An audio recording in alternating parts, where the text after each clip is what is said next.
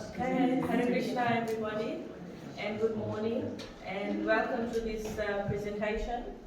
Today, thank you very much for being here firstly. I'm just feeling so grateful seeing everybody here, and hopefully more people do come. And even if they don't, the video is getting recorded. So, thank you again for being here on this bright Sunday morning. So this presentation is an initiative of the new Govardhana Mental Health and Emotional Wellbeing and Pastoral Care team, for a mouthful. And before we start, I wanted to acknowledge the new Govardhana management for facilitating us and allowing us to go ahead and giving us this nice hall and circulating the emails and everything. I also wanted to acknowledge the traditional custodians of the land which we are on and extend our respects to elders past, present and future. So for those who don't know me, I'm Kishori Devidasi, and I'm a GP, work in town, and I've got and I also work in emergency medicine as a senior medical officer. So I'll be going first in the presentation, and then we'll have Nitai and Priya. After that, we will have So there'll be myself, then there'll be Luke and Alicia, and I'll introduce each person before they come on, so that it's fresh in everybody's mind who is. And then there'll be Nitai and Priya, then Shama Saki, and then Ikshvaku Prabhu, and then Radha. We did have Amrita coming on today, but Amrita's unfortunately gotten a sore throat. Not me. Amrita.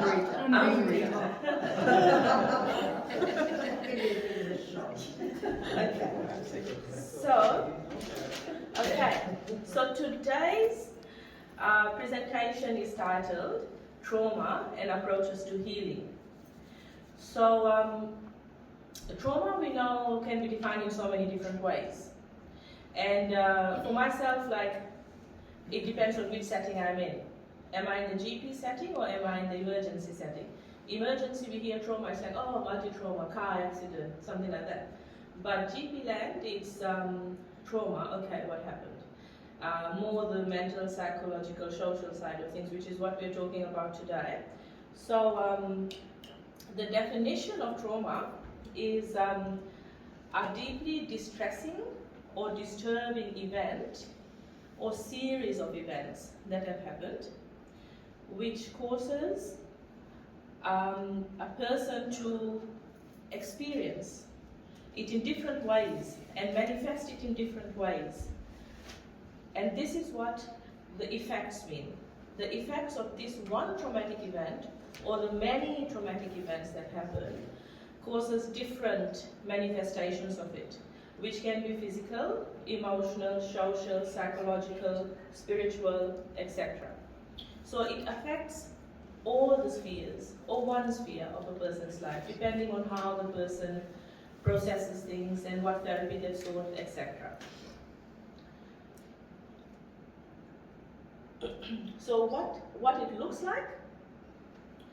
What it looks like is that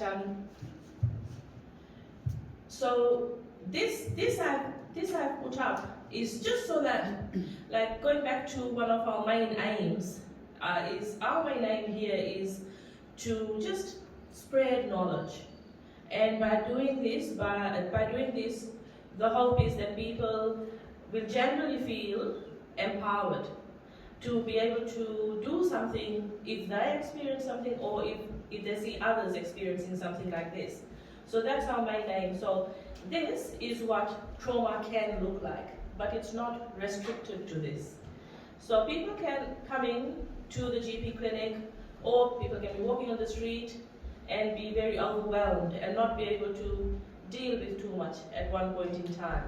Sometimes we call it just a narrow bandwidth. And there can be dissociation, meaning to say, and this is more like Nitai and Priya will get into this a bit more, but it's basically not really connecting, not being present at that point in time. So the main thing is there's also this hyper-arousal, which means like an exaggerated response. So we say something and the person responds in a very dramatic way. And this is because internally they're still a threat. And externally too, there's hypervigilance, which means they're looking around and thinking, what's the next threat going to be? What's coming my way? So this constant state of stress is there. And this is what causes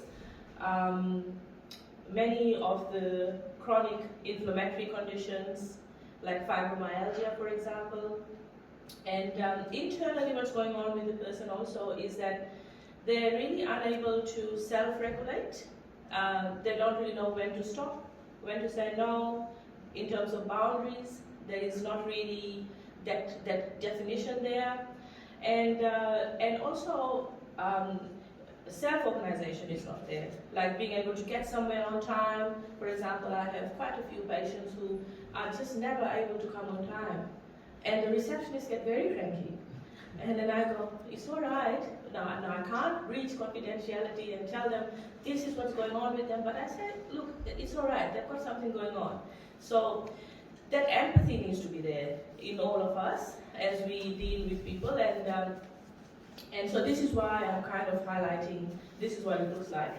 So, and the important thing is that we all need relationships, and it's the quality of these relationships that is a very big protective factor for mental health. So unfortunately, people who have been traumatized, to whatever extent, they are not able to draw validation from relationships. They don't, even if somebody tells them, hey, you're doing great, you know, they still don't get that self-esteem boost. So that's why it's hard. So also if people are turning to deliberate self-harm and addictions and always thinking of taking their own lives, obsessive compulsive behavior, all of these can be different signs of trauma. And in the physical sense, and Sham Saki will explain this more as will Nitai and Priya, in the physical sense, what we see is unexplained signs and symptoms, which we can't really put down to any particular medical condition. We often see fibromyalgia, for example. What that is a very interesting disease. It's basically when a person is in this constant state of inflammation, and even doing something very small can zap them of all their energy, and they need prolonged periods to recover. And there's all this pain going on, but there's really no physical cause of it. And the reason for that has been put down to past trauma or series of traumas. For example, I have a patient who has been a funeral parlor director, and she worked in this small country town, and all her patients all her dead clients used to be people she knew, like her son's friends or her husband's friends or this or that. So over a period of time that wore her down. And as a result, there's fibromyalgia going on. So, and also we see victims of trauma, if they've suffered sexual abuse, for example, they can come in with breast cancers or uterine cancers. So this is like how the whole body-mind thing actually works. So as a doctor, if we are not aware of these things, we can easily miss or minimize. And you know, putting this information out there is just for everybody to you know, understand that this is a whole range. It's not just one thing. So how to deal with it? From a doctor's point of view, there's something called TIC, which is trauma-informed care. So it's nice to go into a doctor who actually knows, either in the emergency setting or in the GP setting. It's nice to go into a doctor like that. And so what my information to you today is, do some research if you're referring anybody to go and see a doctor. Often you'll find on the websites, you'll see a little blurb about each doctor there, and you know, so most doctors will be like saying things like special interest in skin, or special interest in mental health, which I put on mine, or special interest in this or that. So look at that and see also, so that really helps if you're going to send somebody in. Now, from how a doctor deals with it, or is supposed to deal with it, they're supposed to create this sense of safety. And that's already intrinsic in the medical world and the psychotherapy world, that everything you say is confidential. It's not going to go out. Now, in this devotee community and in other devotee communities, and in any other community, there can be that sense of, oh, I know that person, so I can't really go into that person because they're going to, spread it out. But for the most part, confidentiality is a big thing, and we all adhere very strictly to it. And professionally trained people are professionals, so they keep their confidentiality and those boundaries. Like, for myself, I can say that if I've seen somebody at my clinic, and when I see them at the temple, it's like two different people. Because I just type it out on the computer. It all stays on the computer. It's out of my head. And here I am at the temple just to have some prasada or see the deity. So it's not really like that. But that's for me and for most professionals. But from the other end, with trauma survivors, there can be, depending on what stage of their journey they're up to, there can be a sense of shame. So whatever it is, we just need to deal with it at whatever stage that person is up to. So when a person comes in, that sense of safety is there, the trust needs to be established, the therapeutic relationship is very, very important, and that the psychotherapist will explain a bit more. And building self-esteem, so every session, I have a patient or two who come to see me every single week. And they just come once a week. There's nothing going on with them. They just come in once a week to touch base. And that's the last thing that I've written, abiding in bold. Abiding means that just always be there for them. And they need to know that there is one person there that they can always go to. So also, I don't say just come to me all the time. I say go and see your psychologist as well, because you don't want to keep all your eggs in the one basket. What if I'm sick? What if I'm on holidays? So see at least 2 or 3 different people, but abiding is important in that that long-term therapy then can start happening. And then referring. Now, referring is for myself. So every GP, every doctor actually needs to know this, because they are the point of first contact quite often. Whether they do, to what extent they do, it really depends on the doctor. But referring, so for myself, it's when somebody comes in, I do what I can do, and then I refer to the psychologists, to the counselors, to the social workers. And sometimes quite often actually, I really have to sell the psychotherapist. And the reason for that can be because, when you come into a GP room or the emergency department, anybody and everybody is there.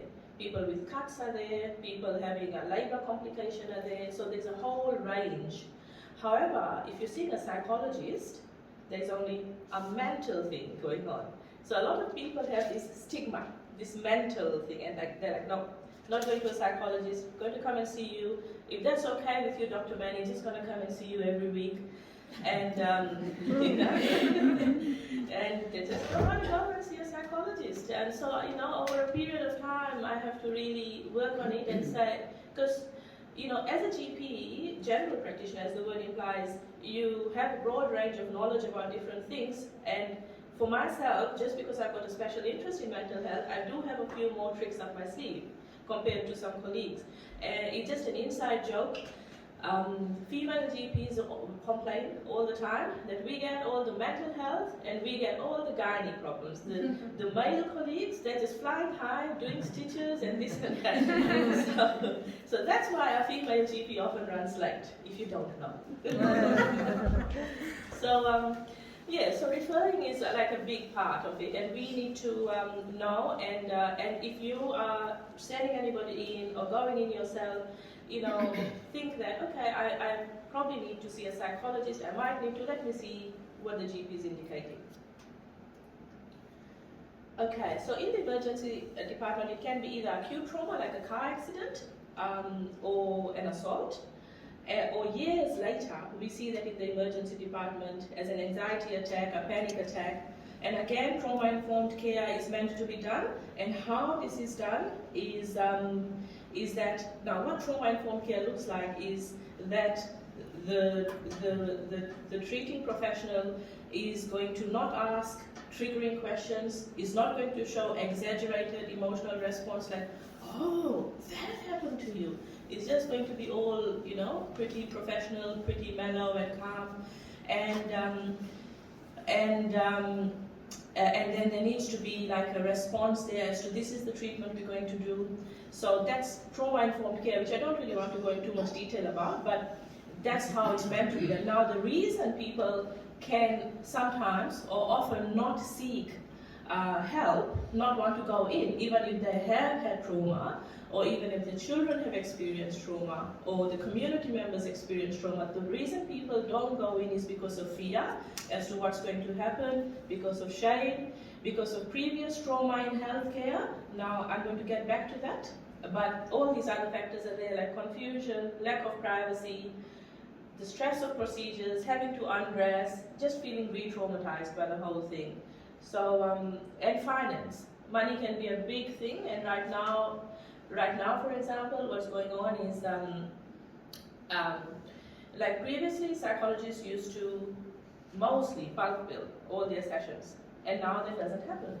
So, so out-of-pocket costs are there, and this can be a big factor for many people not to access help. Now, going back to previous trauma in healthcare, as we know, put your hands up if any of you have gone in to a medical center or a hospital and not really been treated the way you thought you should have been, or had something bad happen to you. Myself too, all of us. So it's really something that is a big factor, stopping people. And so this is why I say, do your research if you can. And to some extent, we have control over it as to, okay, I'm going to go and see that doctor. But to some, if it's a car accident, then it's whichever doctor happens to be in emergency at that time. Okay, so what to do is go to your GP, access psychology. Now, one way to access psychology is to go through your GP who does a mental health plan. The other way is if you can go directly to a psychologist and pay privately, and often the psychologist sends the patient back to the doctor and say, please do a plan, it'll be cheaper for them, they didn't know about it. But if somebody is rich enough, they can just do private psychology sessions. Also, if you don't want to, or if somebody doesn't want to see somebody face to face, then you can also just go online. There are lots and lots of online therapeutic websites. One of them is BetterHelp.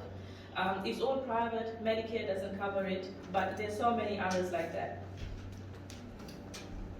Then we've got the mental health access line. If anybody you know is stuck or needing help, you can always tell them, please call the mental health access line.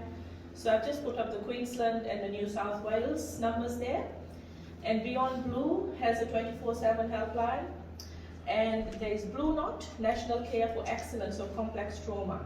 They do office hours, so you can also contact them. Lifeline is the number I call and I give out most often. I give this out to all my patients that I do a mental health plan on. Go to your GP, go to ED, here's the Lifeline number. And many patients have accessed that, called it, and found it very, very beneficial. So I'm super, super, super excited to be presenting Luke, who is the the general manager of Lifeline Queensland, and we are very lucky that he's here today with his good wife Alicia, who's an art therapist. So, Krishna, oh thank you. So, Luke is also on the board of directors for Lifeline Australia, and also in the board of directors for the Public Health Network here locally. So I'm very excited that somehow by Krishna's arrangement, yesterday, we met Luke and Alicia, and special thanks to Bharat for connecting the dots. So with that, I'd like to introduce, I'd like to invite Luke to please come and say a few words, and then also after that, Alicia.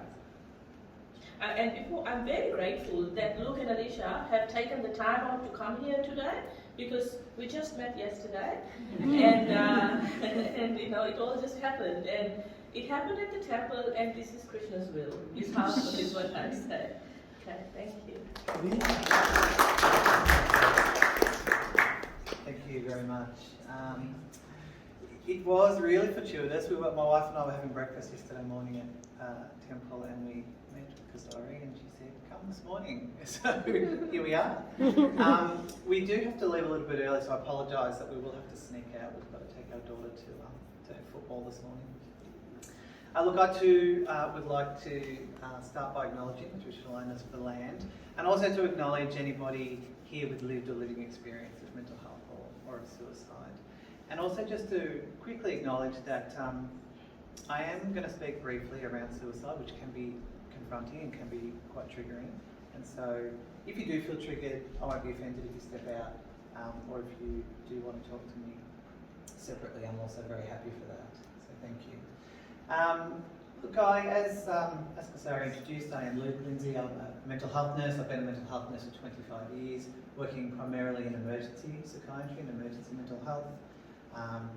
Also in private practice with a psychotherapist, and I am currently leading the Lifeline Suicide Prevention Services in Queensland mainly, but also nationally as within my role as Director of Lifeline Australia. Look, what I wanted to briefly talk about today was Lifeline in particular, and I was a little bit taller. And I was very excited to see Kasari have the Lifeline number up there, which was fantastic. So that's it.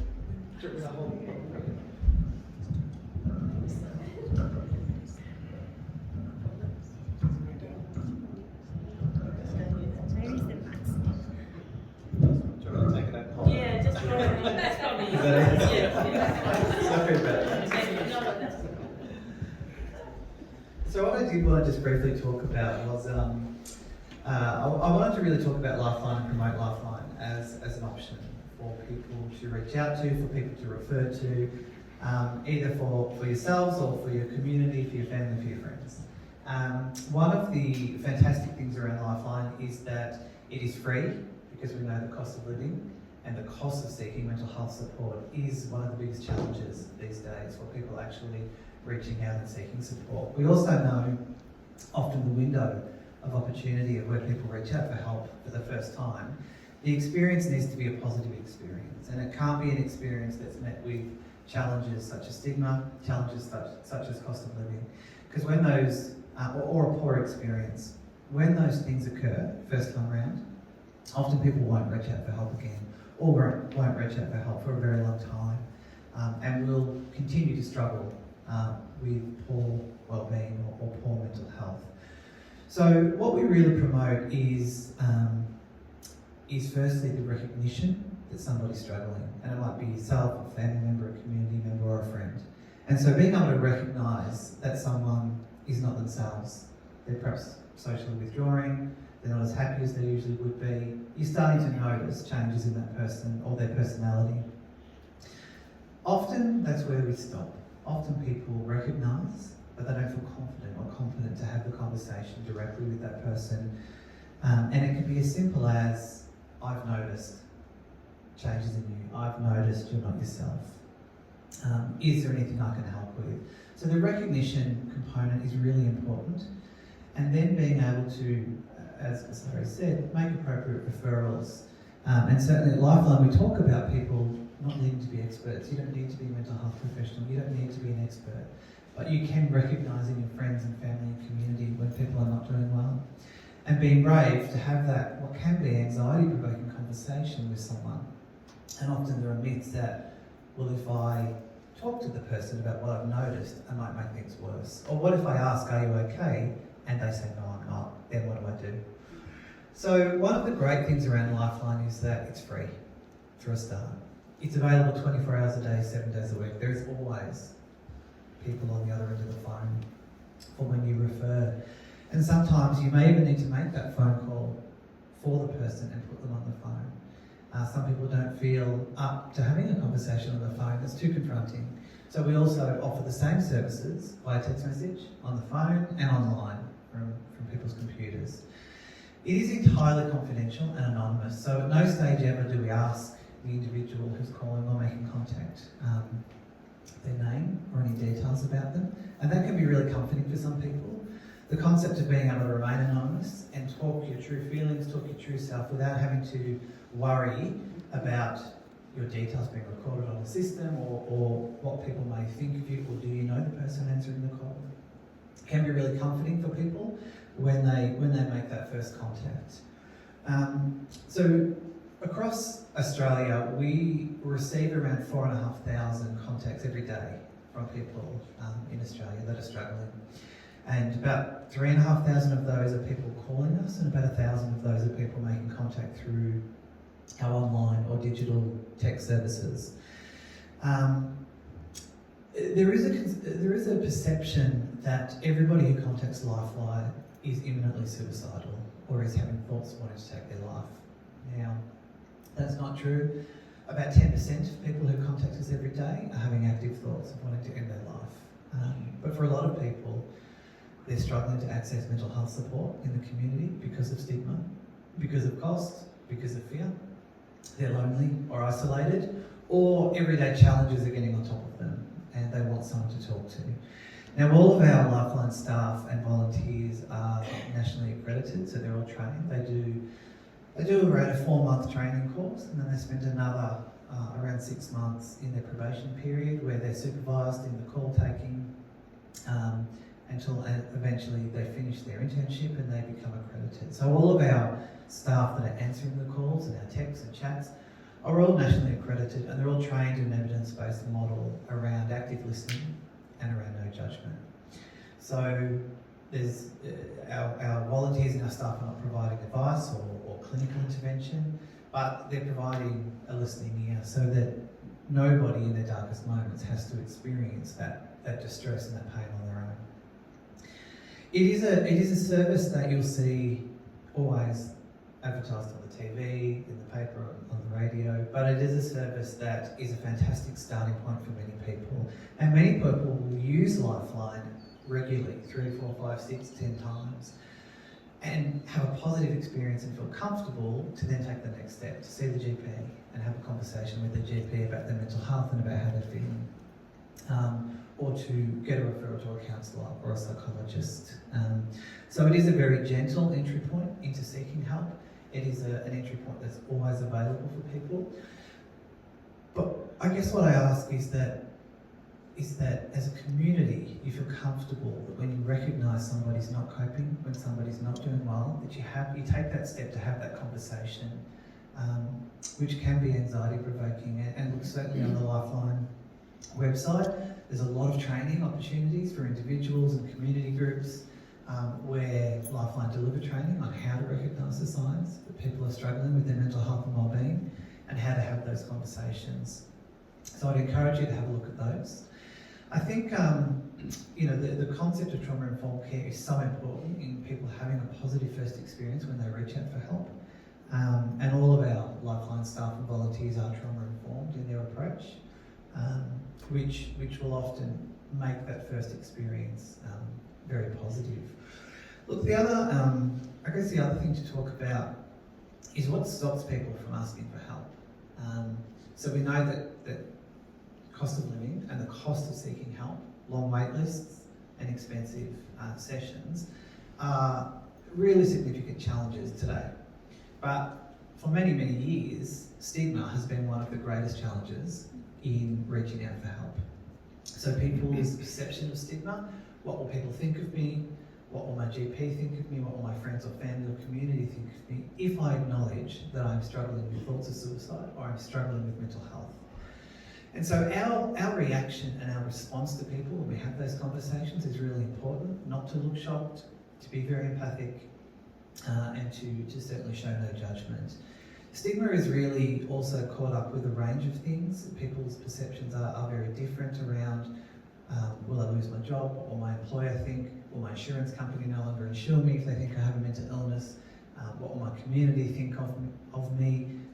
Often spirituality and religion becomes a very big challenge around whichever form of religion or spirituality the individuals follow. What will my community, will my church, will the people I associate with, what will they think of me? So the way, and look, as a society, we've done incredibly well over the last 20 or 30 years in reducing stigma. There's a lot of public-facing campaigns that talk about mental illness and mental health being just as important as physical health. The concept of seeing a counsellor or a psychologist for your mind is no different to going to the gym for your physical health. And I think the more we promote mental health being just as important as physical health, if somebody was to break their leg or get pneumonia, as a community we would rally around and support them. If somebody was to have a panic attack or to talk about feeling suicidal, often our initial response is to back away because we don't know what to do and we don't know what to say. So it's important that, without judgment, with complete empathy, that we approach these conversations directly and that we don't dance around the topic, but we have very direct conversations around it. But we also acknowledge we're not experts, that we can refer into the health professionals, and Lifeline is a fantastic entry point. For many people too, though, they're not ready for a clinical intervention. They're not ready to call Lifeline. And the concept of trauma is so important, and there is trauma embodied within so many of the people we work with, the people we live next to, and the people we associate with, and trauma we may not know about, trauma we may not understand. What has become incredibly efficient and effective over the last 10 years or so is alternative therapies, looking at other holistic ways of addressing trauma and people's well-being. One of the concepts in Queensland we're using at the moment is the concept of things like play therapy for children, music therapy and art therapy.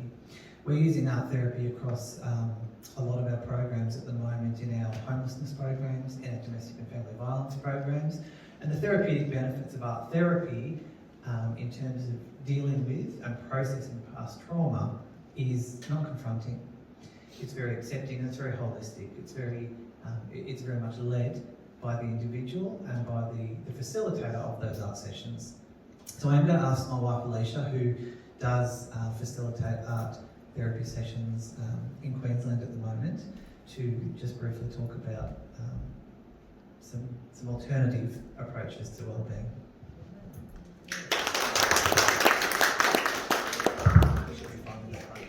Fine for me. Just pop in there.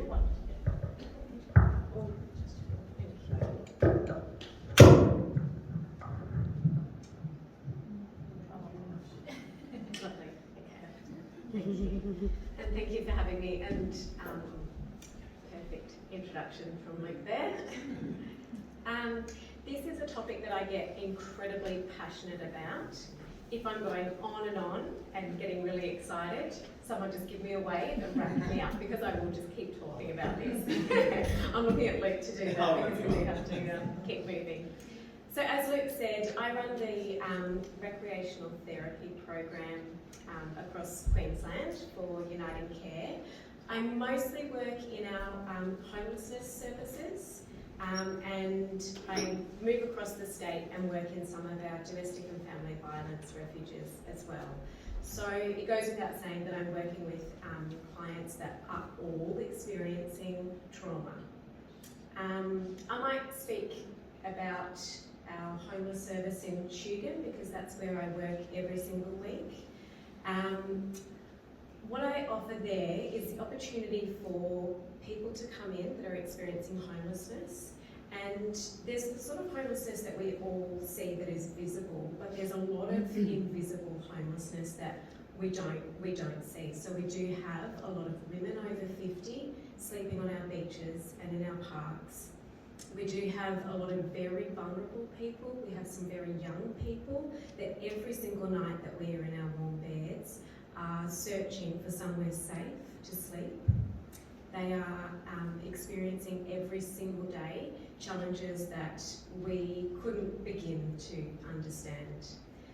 So what I offer is that when our clients come in to the Homeless Hub, is that I have a very fun, colourful space set up that is a really safe space for anyone to come in and join in art as therapy.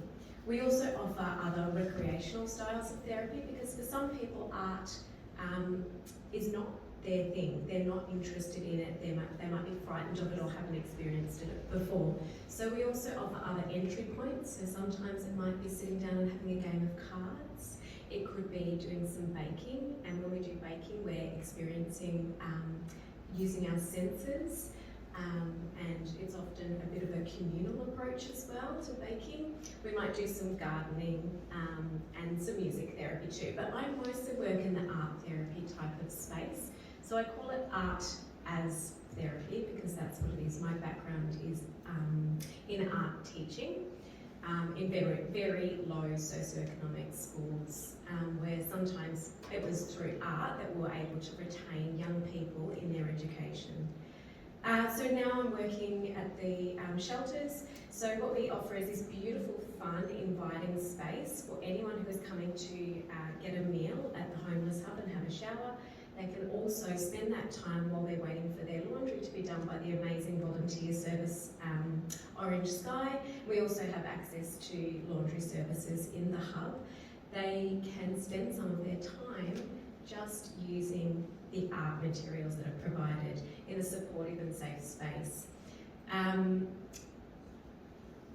The concept of safety and trust is a big one for me.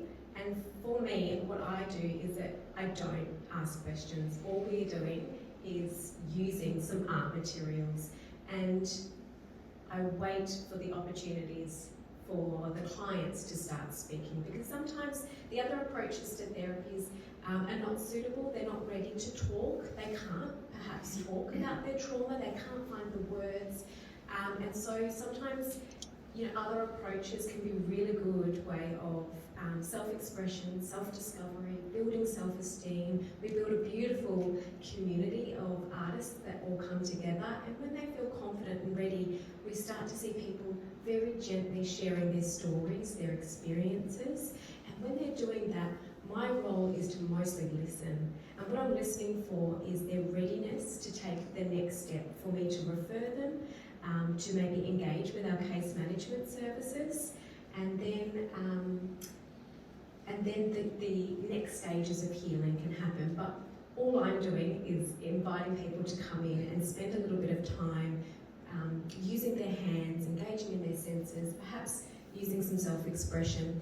And what happens there is that self-regulating that happens. So by tuning out from the noise of their daily stresses of where will I sleep tonight, where is my next food, meal coming from, what they're doing is enabling their hands to be busy, their eyes to be engaged in something different, and they can switch off just for this short amount of time. And just that little bit of time can be a really healing break from that, monkey chatter of stress that they might be going through.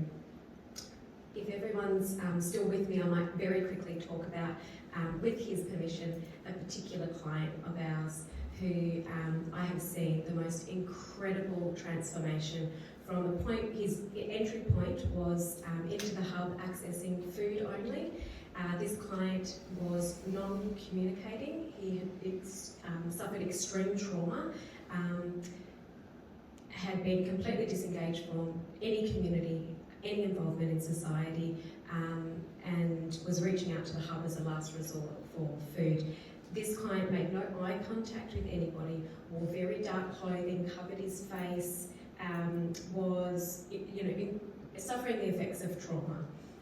when this client agreed to sit down at the art table and I popped a few things in front of him, he just began with really small artworks, and they were very dark artworks, and he was just letting out some of that sadness and darkness that he was holding on to. And each week we would experience, I would see him getting slightly bigger artworks, slightly more colour was entering his artworks. This client took about 4 months before he was ready to have any type of verbal communication with me or anybody else. Over a 12-month period, that client is now housed by Uniting Care. That client is now engaged with a whole range of services. This client has an amazing GP, has a psychologist, psychiatrist, is really exploring his mental health with his professional team, is really well supported, is now wearing very colourful clothing, is encouraging other people to join in the art program, is speaking about his experience, and he is now doing huge artworks that are full of colour and symbolism, and he's used art to express his pain, his story, very complex story. And I've been fortunate enough to learn a part of his story over the last 12 months. This client was an incredible opera singer, incredible singer. When he was experiencing extreme trauma and homelessness and was really lost and disconnected, he stopped singing and was no longer able to connect with his voice anymore. And it is an incredible voice. And I've been fortunate enough to now hear this client sing 2 times, and when he has gifted us with the sound of his voice, it has been a whole room, whole building experience. People come from everywhere to just stop and listen to this powerful, powerful voice. This client has now had a full transformation and is providing us with beautiful feedback about the gift that art as therapy gave him for the opportunity to heal and express his pain. And I've been fortunate enough to watch this journey with multiple clients, and it just brings me so much joy and proud. I'm so proud of my clients for taking that first step to join in and start using art as a safe way to express themselves and to see how far it can take them. And I guess I'm here today to say that if you yourself, someone you know, is not quite ready for talking, perhaps offer them other ways to start self-regulating until they're ready to talk, and that could be in some of the other ways that I mentioned: gardening, baking, cooking, it could be music, anything where there's regulation and they can get out of their own head just for that little bit of time to have reprieve.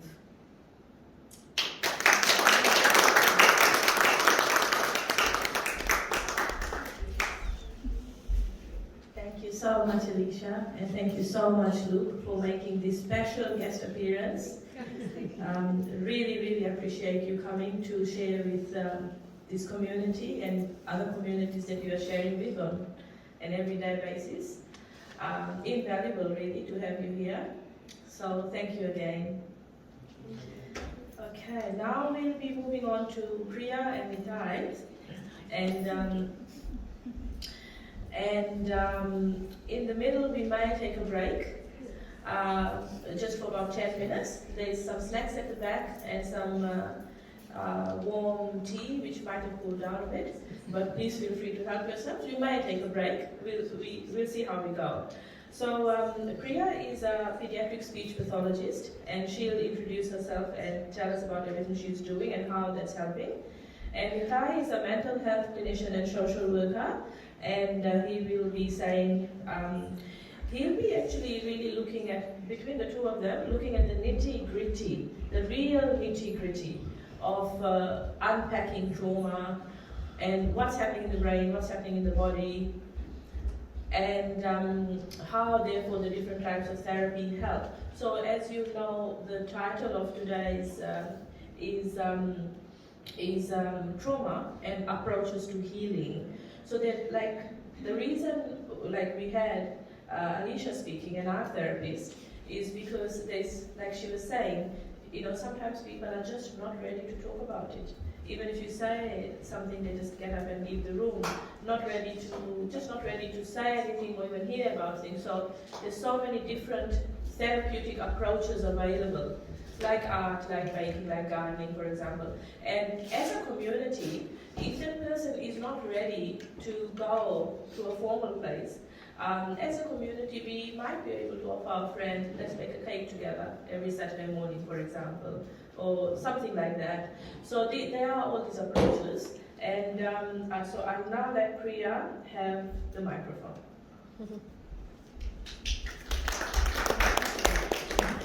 Good morning, everybody. I hope you guys are all still awake, because this is quite a content-heavy part of the presentation today. I'm Priya. I'm a pediatric speech pathologist, but I also have a degree in psychology and teaching, and a special interest in mental health and trauma-informed practice. So I work mostly with kids, young children, families, and school-aged children as well. So today and Nitai as well is a mental health social worker, but he practices specifically in trauma, both pediatrics and adults. So overview today, these are all of the topics we're going to be talking about. Each of them are massive on their own, so we are just going to try and give you a little crash course in trauma. So these are just some quotes that are really powerful.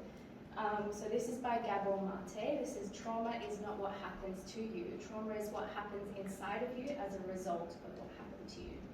And then the next one, by Vessel van der Kolk. "Trauma is not the story of what happened back then, but the current imprint of that pain, horror, and fear living inside of you."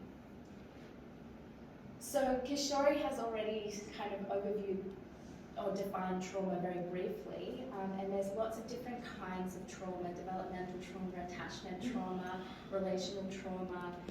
But there's two sort of umbrella terms. There's big T trauma and little t trauma, and we've probably all heard of those terms before. So small t trauma are events that exceed our capacity to cope and cause disruption in emotional functioning. So these are things like living in a very chaotic household, maybe experiencing emotional abuse from your partner, things like that are like repeated and ongoing. Big T trauma are distinguished as extraordinary events that leaves the individual feeling powerless and possessing little control in their environment. Things such as like natural disasters, terrorist attacks, sexual abuse, combat, or car accidents or plane crashes, those kinds of things. So we are going to talk today a little bit about the first 1,000 days. Why this is so important is because a good trauma therapist will always ask you about your childhood and your early development, because it shapes the way that we create and maintain relationships in our life as adults. It creates a blueprint for who we are. So this is because from conception until the age of 2, it's the most important period of brain development in a human's life. During the 3rd trimester, for example, the baby's brain develops 20,000 neurons per second. So in comparison, a healthy, thriving adult might be creating about 400 neurons per day. So 20,000 per second versus 400 a day. So 80% of a child's brain development occurs within this first 1,000 days of life. So it's a really critical period of time for our brain. And it lays the foundations for some of our most complex behaviors as humans. So if a mother experiences trauma while she's pregnant, this can have not only impacts on her as an individual, but also on her baby. So there's a lot of research on trauma in utero and adverse early childhood experiences and how that impacts the developing brain. So I'm going to have a talk a little bit about this.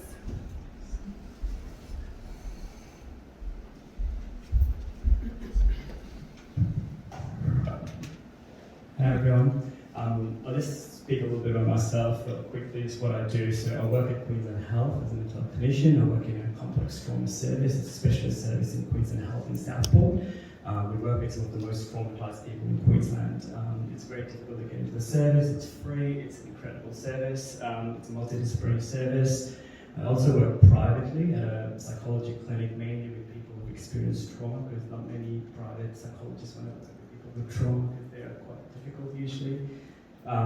So that's another thing that I do. I also work in Brisbane Centre for Attachments and Relationships, because I'm really passionate about relationships, and we'll talk about why relationships are so important to healing. This is the first slide. Bruce Perry, Dr. Bruce Perry is a child and adolescent psychiatrist in America. He's kind of retired now, but he's considered to be a pioneer in the field of trauma. I'm a great fan of Bruce Perry. I've done a lot of training with his organisation. So that's a brain scan of a normal 3-year-old child on the side, and that's the brain of a child who's experienced neglect. You can see there's actual changes in the brain when someone's experienced neglect. Now, what's interesting is this child who's experienced neglect was a Romanian orphan, so there's a whole thing about Romanian orphans. This child had their basic needs met. They were fed, they were clothed, they had clean clothes, their nappy was changed, but they didn't experience any emotional connection. No one came to them when they cried, no one gave them a hug, no one rocked them, no one soothed them. So just meeting your basic needs is not enough for a human being, as we know, as that brain scan shows. It results in a lot of difficulties, it results in a lot of brain changes, results in difficulties in the areas which Priya will talk a lot about as a pediatric speech pathologist, what she sees in her work. This is a model of a brain that Bruce Perry came up with. So Bruce Perry he came up with this approach as a neuroscientist. He studied the brain as well, the brain structure, how the brain can be structured in different ways. So starting from the bottom is the brainstem. This is the earliest part of a brain. This is known as the primitive part of the brain. This is really important because in order to understand how trauma affects us, we're going to understand how our brain is structured. This is something that every mammal has. Every animal has this brainstem. It's called the lizard brain, or the primitive part of our brain. It controls things like blood pressure, heart rate, temperature. Those seemingly automatic responses that we do, we don't think about them. Cognitive, actively, we don't go, let my heart rate go up when I'm running, or when I'm stressed, or let my body temperature go up and down. It just happens automatically. The next part of our brain, diencephalon, cerebellum, the limbic system, and the most advanced part of our brain, the cognitive part of our brain, the cortex, which is then again divided into prefrontal cortex and neocortex, all of that, that's the part that's responsible for things like abstract thinking, concrete thinking, language, complex emotions, abstract emotions like shame, like guilt. So what we understand is when a human baby is conceived, from the time of conception, as Priya said, there are 20,000 neurons are being produced per second, compared to an adult that's performing 400 neurons per day if they're lucky. So there's a massive amount of brain development happens during conception and the first few years of life. No other mammal is born as dependent on their parent as a human baby is born, because if human baby was born with a brain that was fully grown, they wouldn't be able to come out of the birth canal. So they are formed relatively dependent and helpless on their parents, right? Compared to all other mammals you see in wild, they're born within like a week, they're able to go out and do things on their own, they're able to fend for themselves. Human babies are very, very dependent, and this is where it all starts. So it's extremely important to understand this. We'll talk about this a bit more. It's a bit technical, we're not giving it detail, but just understand, as human babies start to develop from birth, these brain structures slowly start to develop. This is when they start to move, they start to have motor movements, which is sort of this stage, and then the most advanced is when they probably get to like 2.5, 3 years of age, when they start to develop those kind of things. Adverse childhood experiences. Now, this is something that we understand. There's a lot of research in America in 80s and 90s, where they understood that people who have the highest score that they have on ACE score on different parameters such as physical abuse, emotional abuse, sexual abuse, mental illness of a parent, divorce, domestic violence at home. The higher the scores that they had in their childhood, the poorer life outcomes people had. So they were more likely to have heart disease, more likely to have cancer, more likely to have, poorer outcomes in terms of relationships themselves. So childhood has a massive impact on the way we have outcomes in the future, not just in terms of our mental health, but physical health, in terms of our other things in life, such as relationships, employment, education, all of those things that are massively impacted. Again, a quote by Bruce Perry: "Experiences profoundly influence the development of young children. Adverse childhood experiences shape the brain's organization, which in turn influences the emotional, social, cognitive, and physiological activities." So you can see it really has a myriad of different effects on us as human beings. Development of trauma. Now, this is one of the trauma that I work with a lot, especially at Queensland Health.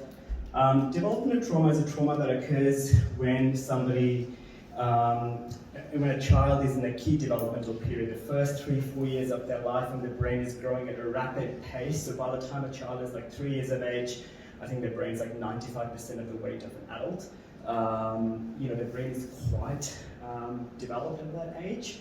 So it has massive impacts on a child. So any trauma that happens during their early developmental period, like 3 to 4 years of age, that's called the developmental trauma, because what we know that has a massive impact on an adult compared to if you had an experience in your adult life. By the time your brain's fully formed, it might have less of an impact on you, right? So this can have long-standing and far-reaching effects on a child's attachment and nervous system, which often continues till a later age. We want to show you this video. This was done by a researcher called Edtronic, looking at a child. Babies this young are extremely responsive to the emotions and the reactivity and the social interaction that they get from the world around them. This is something that we started studying 34 years ago, when people didn't think that infants could engage in social interaction. In the still face experiment, what the mother did was she sits down and she's playing with her baby, who's about a year of age. And she gives a greeting to the baby gives a greeting back to her. This baby starts pointing at different places in the world, and the mother's trying to engage her and play with her. They're working to coordinate their emotions and their intentions, what they want to do in the world. And that's really what the baby is used to. And then we ask the mother to not respond to the baby. The baby very quickly picks up on this, and then she uses all of her abilities to try and get the mother back. She smiles at the mother. She points because she's used to the mother looking where she points. The baby puts both hands up in front of her and says, "What's happening here?" She makes that screechy sound at the mother, like, "Come on, why aren't we doing this?" Even in this 2 minutes, when they don't get the normal reaction, they react with negative emotions, they turn away, they feel the stress of it, they actually may lose control of their posture because of the stress that they're experiencing.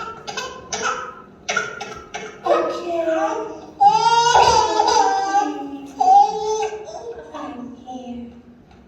And what are you doing? Oh, yes. Oh, what a big girl. It's a little like the good, the bad, and the ugly. The good is that normal stuff that goes on, that we all do with our kids. The bad is when something bad happens, but the infant can overcome it. After all, when you stop the still face, the mother and the baby start to play again. The ugly is when you don't give the child any chance to get back to the good. There's no reparation, and they're stuck in that really ugly situation. Any thoughts around that? I know that's been a confronting video, but it's helped us to learn a lot about attachment. Any thoughts quickly for people? Anything? We've invited these babies, puppies, and their respective guardians to take part in what might be the cutest experiment we've ever conducted. Our top... What it reminded me of is often the philosophical bypassing that kids growing up in our movement might face. It's the equivalent of that stony face in some ways. Hey kid, you're lucky to be part of Lord Chaitanya's movement. Suck it up, chant your rounds, don't expect any warmth. Shoot. I mean, that's terrible. Yeah, spot on. That's our last slide, so we can invite you to speak on that a little bit more if you like. Yeah, that. It really,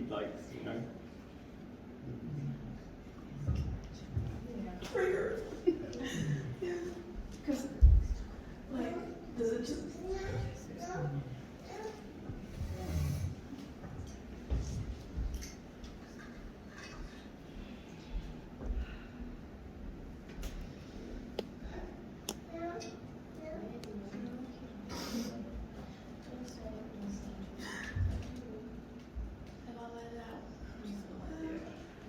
I just wanted to say something about, like a wound. Yeah. You can heal a wound, but you'll always see the wound, and you'll always remember how you got the wound. Yeah. So I am healed, but I watched that and I just see. I never knew that. So thank you for showing us that. It was like a bit of a roadmap. It makes sense now. I'm like, okay, now I know why, because I didn't know why. I just did a lot of therapy, so yay. But now I kind of understand. So thank you for sharing that. Have compassion for yourself, right? Well, I'm an empath, so it's really hard for me to go through life without just constantly being emotional about everything that I see. But that triggered 4-year-old me, and it just was. And I'll talk a bit about it later. That there's a blessing and a curse at the same time, because there was a lot of blessings too. But thank you so much for sharing that, because that really brought when you understand something, and it took 50 years now. I'm like, oh. Then suddenly things kind of make sense, because even though I did a lot of work, it didn't quite make sense, like just what I saw right now. So I really appreciate that. And thank you. Thank you so much, and also Priya, thank you, and of course you. That's something that we do a lot of work at Queensland Home Life, so that's a big thing. We're really passionate with attachment. That's how we work in attachment. We're learning a lot of attachment science. It started by this guy called John Bowlby. I'm going to look up his name. We'll talk a lot more about that if you have time. It's really hard to condense all of this in 40 minutes. This is something that normally we do 3 workshops, 6 hours a day, 18 hours is what we run at Queensland Health. So that's why I'm rushing, because I'm like, how do I do all of this in 40 minutes? There's so much I want to share and hear from you guys, right? But is this the next slide? Yeah. Okay, brings us to the next slide, what I was talking about, John Bowlby. He was a researcher. Back in the day, people used to think, babies, they're babies as babies. They don't really think anything. You can just let them be on their own, they'll be fine. But John Bowlby actually showed that that's not the case. He developed this model called attachment science. Attachment, as we know now, is from cradle to grave. Not just for babies, not just for older people, but from the time you're born to the time you die, humans are wired for connection, as we know. Humans are wired for connection. If we don't have connections, if we have isolation, our body, our brain understands that as the biggest threat there is. And this happens for babies, this happens for adults. Adults also want connection. Adults also seek that, understanding that I'm loved, someone's there. For me, it might look different for adults, but the need is there for everybody, as John Bowlby explains. So depending on our childhood experiences from our primary caregivers, as Priya was talking about, the brain development, we develop models into what John Bowlby called internal working models. Internal working models are our own belief systems that we have. These are also seemingly unconscious because they develop so early in our childhood, and we have 2 models primarily: model of self, model of other. Model of self could be things like I'm lovable or I'm unlovable. I'm worthy or not worthy. If I cry, if I reach out to people, people will come to me and people will help me. That's model of self or not, based on the experience you've had in your childhood. Model of other is the world. I can't trust others in this world. People will take advantage of me if I'm vulnerable. If I cry, people will just tell me, you are so broken and you are so damaged, get out of here, you know? That's model of other. So I won't cry, I'll just act like I'm okay, I'm so strong, everything is all right. That's model of self and model of other. It develops into attachment styles, which we're not going to go into today into a lot of detail, but essentially it's secure and insecure attachment style. And that really impacts the way we conceive ourselves and conceive others in our adult life and the way we have relationships. So we can either keep people at arm's length and be like, no, because people are dangerous, I don't like people have hurt me, my experience in my childhood is that people hurt me, so I keep people at arm's length. Or because I know that no one's ever been there for me, and if I know I can't be alone, because no one can be alone really, I just get so anxious every time someone wants to leave me, and then I completely go into a meltdown and I either stalk them or threaten them or I beg them to be with me. Or I understand, you know what, some people are there, some people are not there, I'll be okay. But those models are developed in early childhood and then we kind of act on the basis of that in our adult life. Attachment trauma. Now what we know is that attachment trauma just doesn't happen in our childhood, as we talked about. Brain is malleable, as we know now. There's this concept of neuroplasticity, so brain is always changing and always forming, and we can always change the brain. Right? So this all started when people started doing work with stroke victims. They understood that you can teach people, even a damaged brain can again be undamaged or can heal, we know now. So when trauma happens in our adult life, so say for example, in your early childhood, you grew up in a home where you were loved by your parents, it was stable, it was predictable, they were there for you, they met most of your needs. What we know in early childhood is that your parents don't always have to be perfect. I always tell people, because parents carry a lot of guilt for themselves, they say, you know, I'm not perfect, I'm doing this wrong. What research shows is that you just have to be a good enough parent or good enough partner, which means you just do the right thing by your child by 30 or 40% of the time. That's what we now know. So, which means essentially that what that guy Ed Tronick was talking about, Barbie, is like, I know, a lot of parents have the same thing. Okay, 30%, you know. In order to have a child with secure attachment, which means, you know, they're kind of like, you know, I kind of trust that people were there for me, I'm okay. You just have to do the right thing by your child 30% of the time. So there's a rupture that happens in your relationship and you do a repair with your child. Hey, I'm sorry, I was talking to a friend, I'm sorry I didn't attend to you. You come and you do repair. But if you've grown up in a home where that happened, you say you had a secure attachment to your parents, and as an adult, say you met a partner who was abusive, who was drinking, and who was abusing you physically, mentally, emotionally, all that kind of thing, that results in attachment injury as an adult, right? Because that's an injury to your attachment. Your sense of like, oh, like this is not my experience of the world, but now I met this person, and now I'm experiencing all of this. What does that mean? That results in attachment trauma. If we've experienced attachment trauma, it can then start to experience the way. So that person might then leave that relationship and then go into another relationship after that. Then they might then go, as soon as their partner then, you know, say, you know, gets a bit upset, they might be like, oh, they're going to hit me, they're going to get, you know, mad at me, or whatever it may be. You carry that with you. So it can also happen in adult life. That's the point of this slide, essentially. Next slide. There's a quote here by Bessel van der Kolk. This is really important. Many traumatized people expose themselves seemingly compulsively to situations reminiscent of original trauma. So we often go to situations that feel familiar. I see this a lot at my work at Queensland Health, some of the very traumatized people I work with. Even if some situation feels scary, they go to that situation because that reminds of the chaotic, unpredictable household they grew up in. It's called Stockholm Syndrome, if you look at Stockholm Syndrome. Now, this is an extremely important slide. Bear with me for a moment. But essentially, our brain, we talked about the brain, the 4 parts of the brain earlier. This kind of happens automatically, so our brain is always trying to keep us safe. The most important job of our brain is to keep us safe. If you're not safe, there's nothing else we can do. So the way it keeps us safe is by having the stress response system, or the trauma response system. This happens all the time, unconsciously, without our much thought or plan. The most common ones you guys must have heard of, flight or fight, which is the top one, flight or fight. So if say you're walking and you see a snake, you might immediately go, oh, I'm gonna, there's a flight or a fight. If someone comes to attack you, you might try to attack them. You might try to defend yourself because you think I can, defend this person, you get angry, or you avoid, you haven't, all of that sort of thing. What we didn't know previously that we know now, and this is the work of a guy called Stephen Porges, who developed polyvagal theory.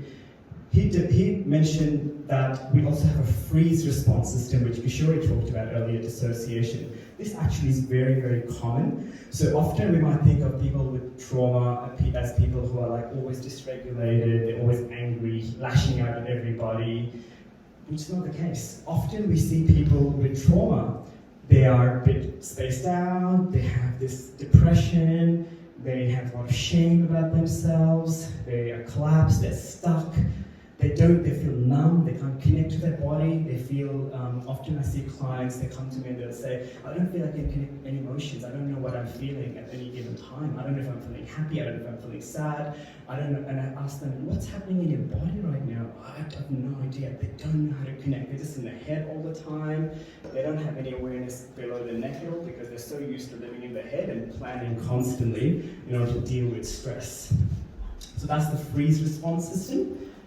Dissociation is the official term we use, and then it's on a continuum. The far end of that being DID, you must have heard of, it used to be called multiple personality, dissociative identity disorder, where people feel like they've got multiple things happening at the same time. 1 minute they're like a 30-year-old man, next minute they're like a 5-year-old boy, and they actually act like that. Sometimes I have a client right now I'm seeing, her family will describe that at home. She's a 13-year-old girl. She will crawl, she will suck on a thumb, she will use baby talk. So she's dissociating when she's at home because she feels so unsafe. Not because her family is unsafe, but because it reminds her of past experiences that she's had. So they can't tell that now I'm a 13-year-old adult. They think that they're still that child. They're going to that momentarily, basically, is what's happening. Amygdala hijack is a very important concept. Amygdala is the part of our brain which is like the smoke detector of our brain. So like you have smoke detector that constantly detects danger. Amygdala is the one that's responsible for detecting danger. So it goes danger, danger, danger, threat when we notice anything in our surroundings. So the way we get cues in our body is by the 5 senses. We're constantly scanning, or from interoception. So we feel unsafe in our body, we feel unsafe, we have thoughts. That's how our amygdala gets the cue, and once it gets the cue, it automatically starts going, it's danger, and then you go into the flight, fight, freeze, or fawn response system, which all happens automatically, like I said. And it's interesting because in terms of do you go into flight, fight, freeze, or fawn, if in your childhood, early childhood, you didn't feel like you could flight, run away, or fight, which most children can't, what will you do? You will dissociate, you will just collapse, right? Because the safest thing for you to do is to just collapse, because you can't run away. As an adult, if you're in an abusive relationship with a partner and you don't feel like you can run away, you can leave that relationship, you're stuck in that relationship. Essentially, it's a feeling of stuckness, helplessness. You are in a freeze response system. Thank you. Fawn is when people go into pleasing sort of thing. So again, we see some people who are people pleasers. They just want to say, yes, yes, yes, sure, I'll do anything, whatever you want me to do. They're very humble, very, very nice.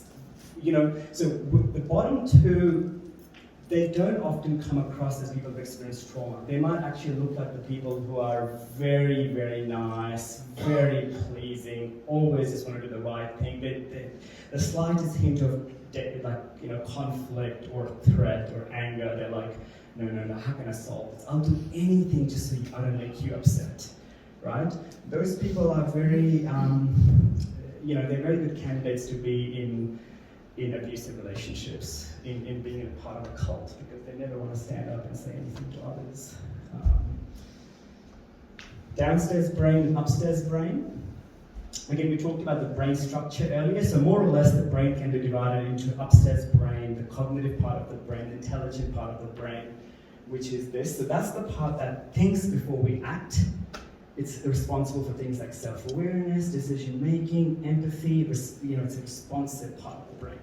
The downstairs brain is the reactive part of the brain, act before we think. It happens unconsciously because it's geared for survival. So, if you've been chased by a tiger in the wild, you're not going to be thinking, what do I do? If you hear a gunshot, you automatically just have reflexes, right? You don't think, should I go, should I do this, should I do that? We all of us naturally respond or react to those things. And that's the downstairs brain. It's trying to keep us safe. It's responsible for flight, fight, freeze. It's responsible for big emotions, bodily functions. What happens when we experience trauma repeatedly? So they're meant to work collaboratively. Both of them are important. So it's called the whole brain, the downstairs brain and the upstairs brain. When we've experienced repeated trauma, we have this, they disintegrate. That means they separate. See this line? They don't work collaboratively anymore. So the upstairs brain basically goes into a bit of like a rest because there's no need for me right now. You're being chased by a tiger all the time.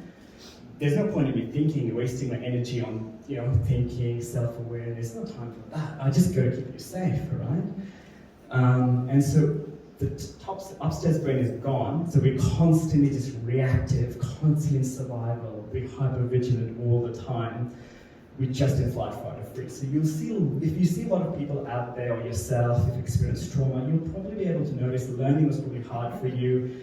I see a lot of kids who come to us, they get referred by the schools, by the GPs, by psychiatrists, and they have diagnoses of, or people think they've got ADHD because they can't concentrate in their classroom, they're hyperactive, like, they've got to give them a diagnosis of ADHD. And they meet all the criteria for ADHD, but essentially it's because they're living in survival. If you start,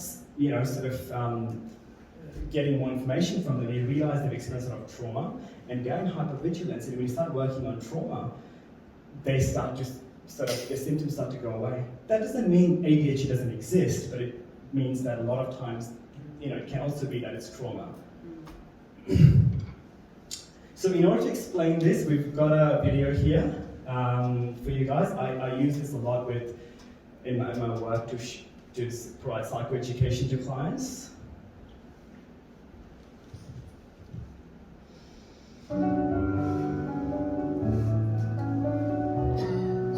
Just notice how you're feeling as you're listening to this and watching this in your body.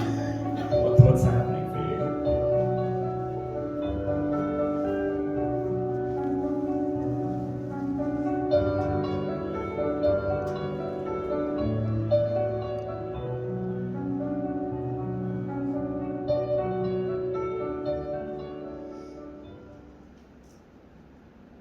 How's everyone feeling? Beach, it's really nice. Sunshine.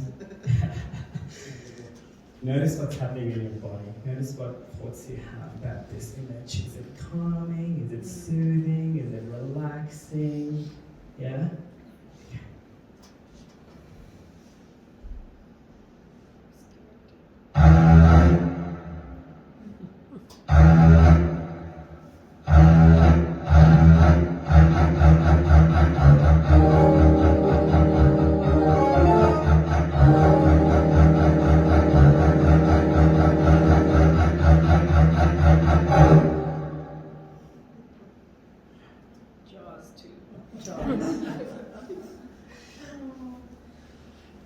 Anxiety, stress.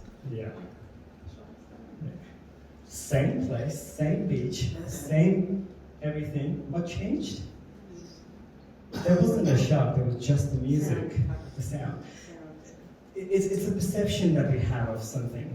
That's the point of that video. It's not the actual thing, it's the perception that we have. So people who've experienced trauma, it's kind of like they always have the shark music on in their head all the time. So when you go, but why are you feeling unsafe right now? Because they have the shark music. So to us it might seem like, it's just a beach, I'm happy here. This means that I'm happy, that I'm enjoying, I'm going to swim. But if you've experienced trauma, it's like you always have shark music, right? And so it feels unsafe.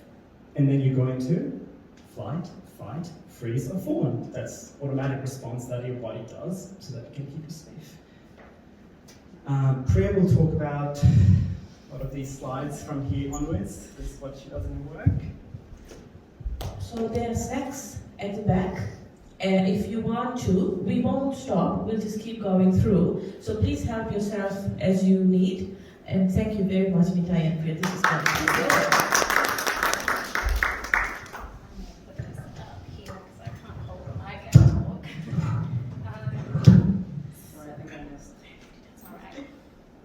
So I'm going to talk about sensory integration or perception.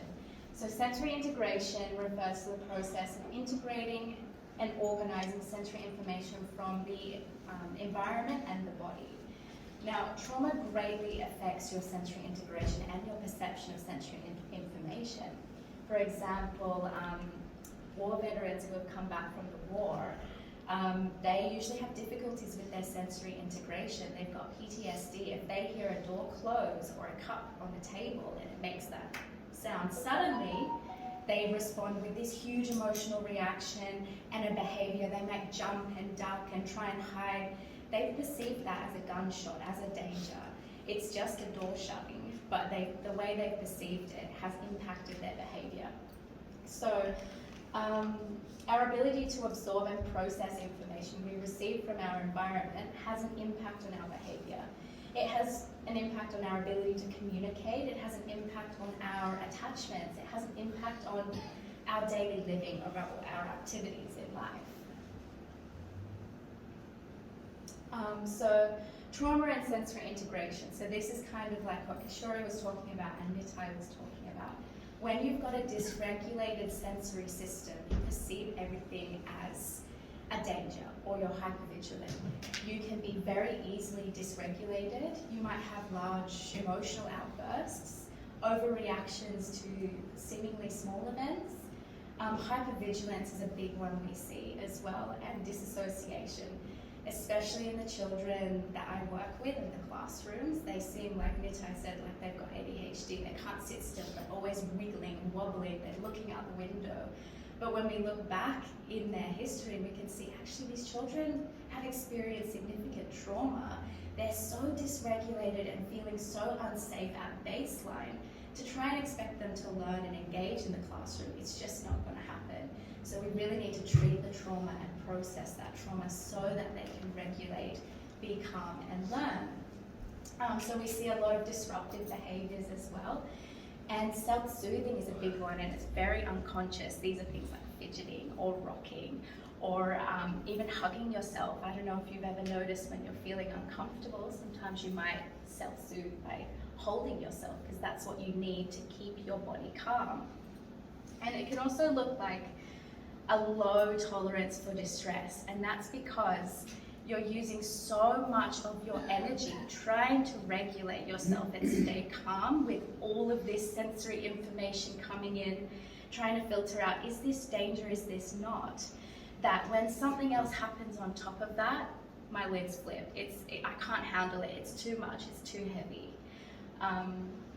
So I won't go into this because we're running out of time, but a lot of these conditions, actually when you look at the root of it, it's sensory integration difficulties, having difficulty with that sensory integration, and being in fight, flight, freeze very quickly and very easily.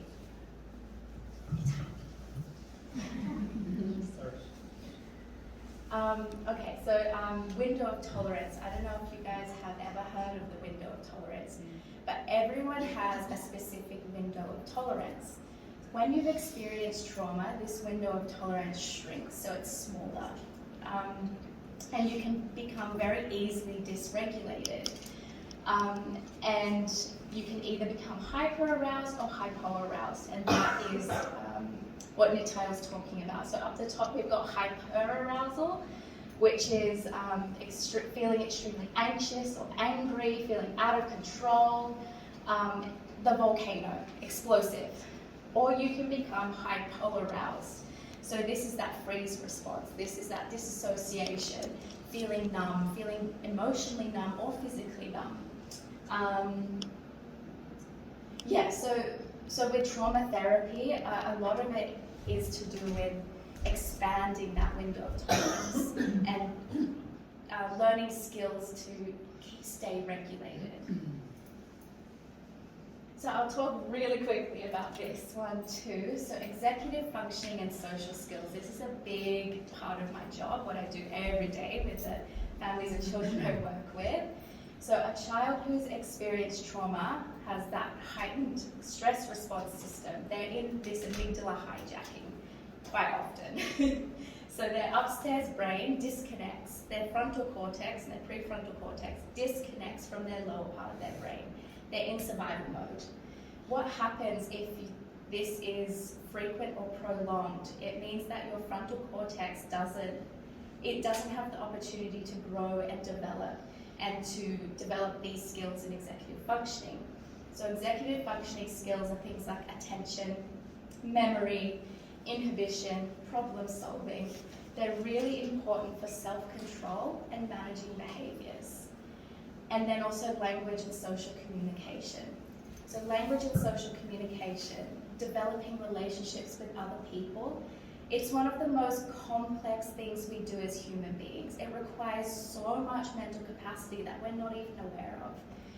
So if we're having a conversation with someone, we have to attend to the listener. We have to remember what they've said. We have to inhibit our own responses. We don't just jump in and talk over the top of them. We have to plan what we're going to say.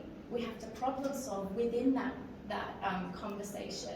We have to manage our own non-verbal cues. We have to understand the social context around that conversation, social norms. There's so much going on. And that could just be ordering lunch at the restaurant. Your brain is incredible what it's doing day to day. When you've experienced trauma, things like this can be difficult and to no fault of their own. Their brain has not developed the capacity or the skills in the same way. So what happens is this negative social cycle. I've definitely experienced this myself. So you may have deficits in social skills from the way your brain has been wired, your executive functioning skills.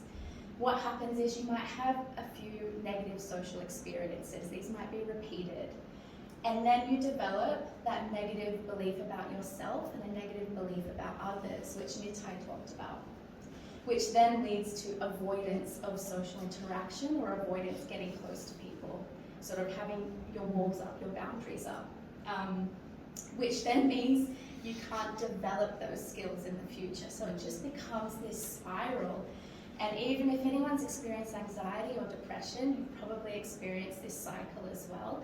And it's really hard to break out of. So trauma and relationships. So why are we here? Like if there's so much trauma in life, what's the point? Because we can heal from trauma. Our brains are wired for connection, but when you experience trauma, you're wired for protection. And that's why healthy relationships are so difficult for people who've experienced trauma. It can be really, really hard to be vulnerable and to trust and to feel safe with people. It can be really, really hard. But the way we heal is through corrective relational experiences. So this is just a quote I really love. So the more healthy relationships a person has, the more likely they will be to recover from trauma and to thrive. Relationships are the agents of change, and the most powerful therapy is human love. And we all have the power to give and receive love. So that's just a really beautiful quote there.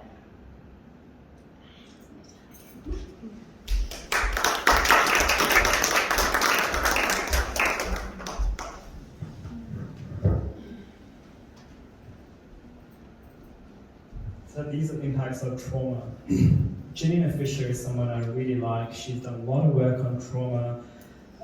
She's developed a modality called sensory motor psychotherapy as well, which is something I've trained in recently. She talks about how trauma can show up in all these different ways. So when people come to us, especially in private clinic where I work, people don't often say, I've got trauma, I want to work on that.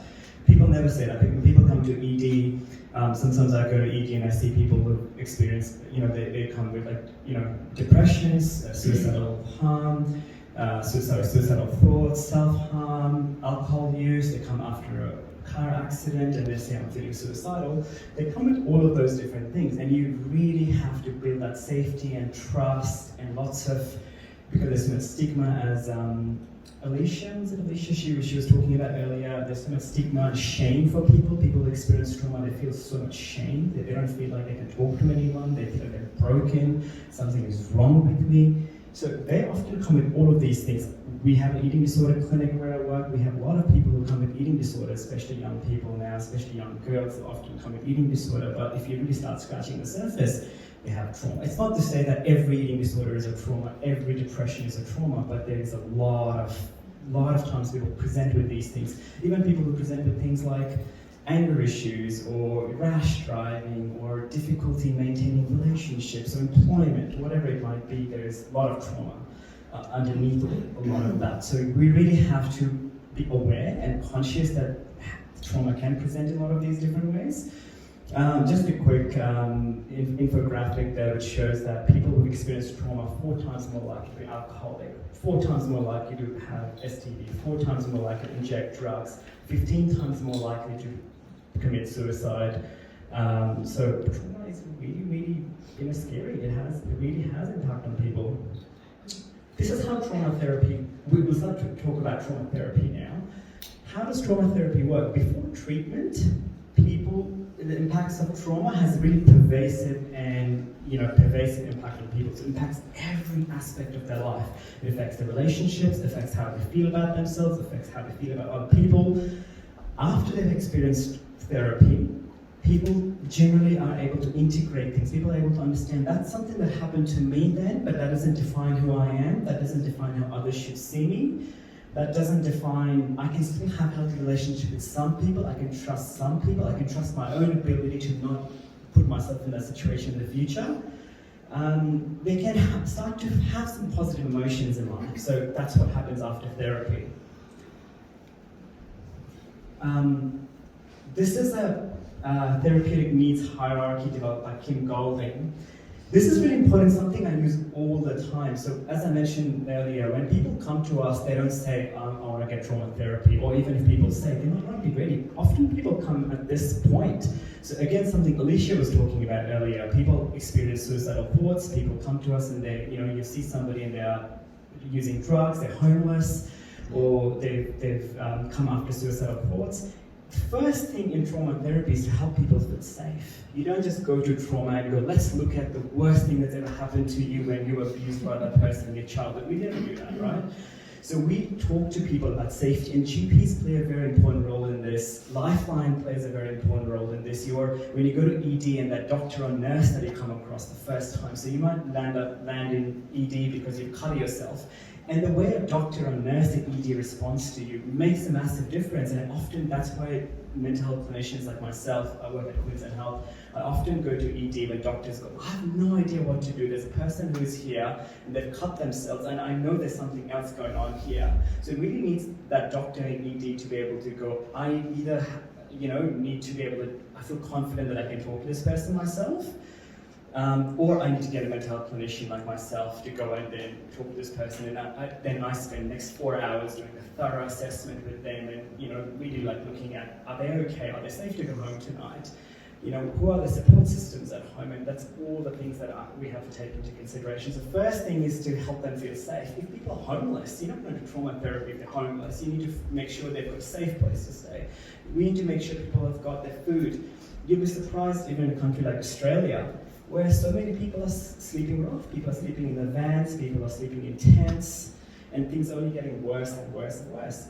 We connect people to relationships. We make sure people have information for numbers like Lifeline. People have some loving person in their life that they can talk to, and if they don't, if therapist becomes that person, that corrective attachment figure, temporary attachment figure for them, because people need to form a relationship with somebody before they can start doing trauma healing. People can have co-regulation. So what we know is that people, this concept of self-regulation. So self-regulation means the ability to manage when you are distressed, so when you're feeling angry, when you're feeling sad, when you're feeling anxious. People don't learn that in isolation. People that learn that in relationship with somebody else. So we are designed for co-regulation, not for self-regulation. So without co-regulation, we can't learn self-regulation. So what that means is relationships.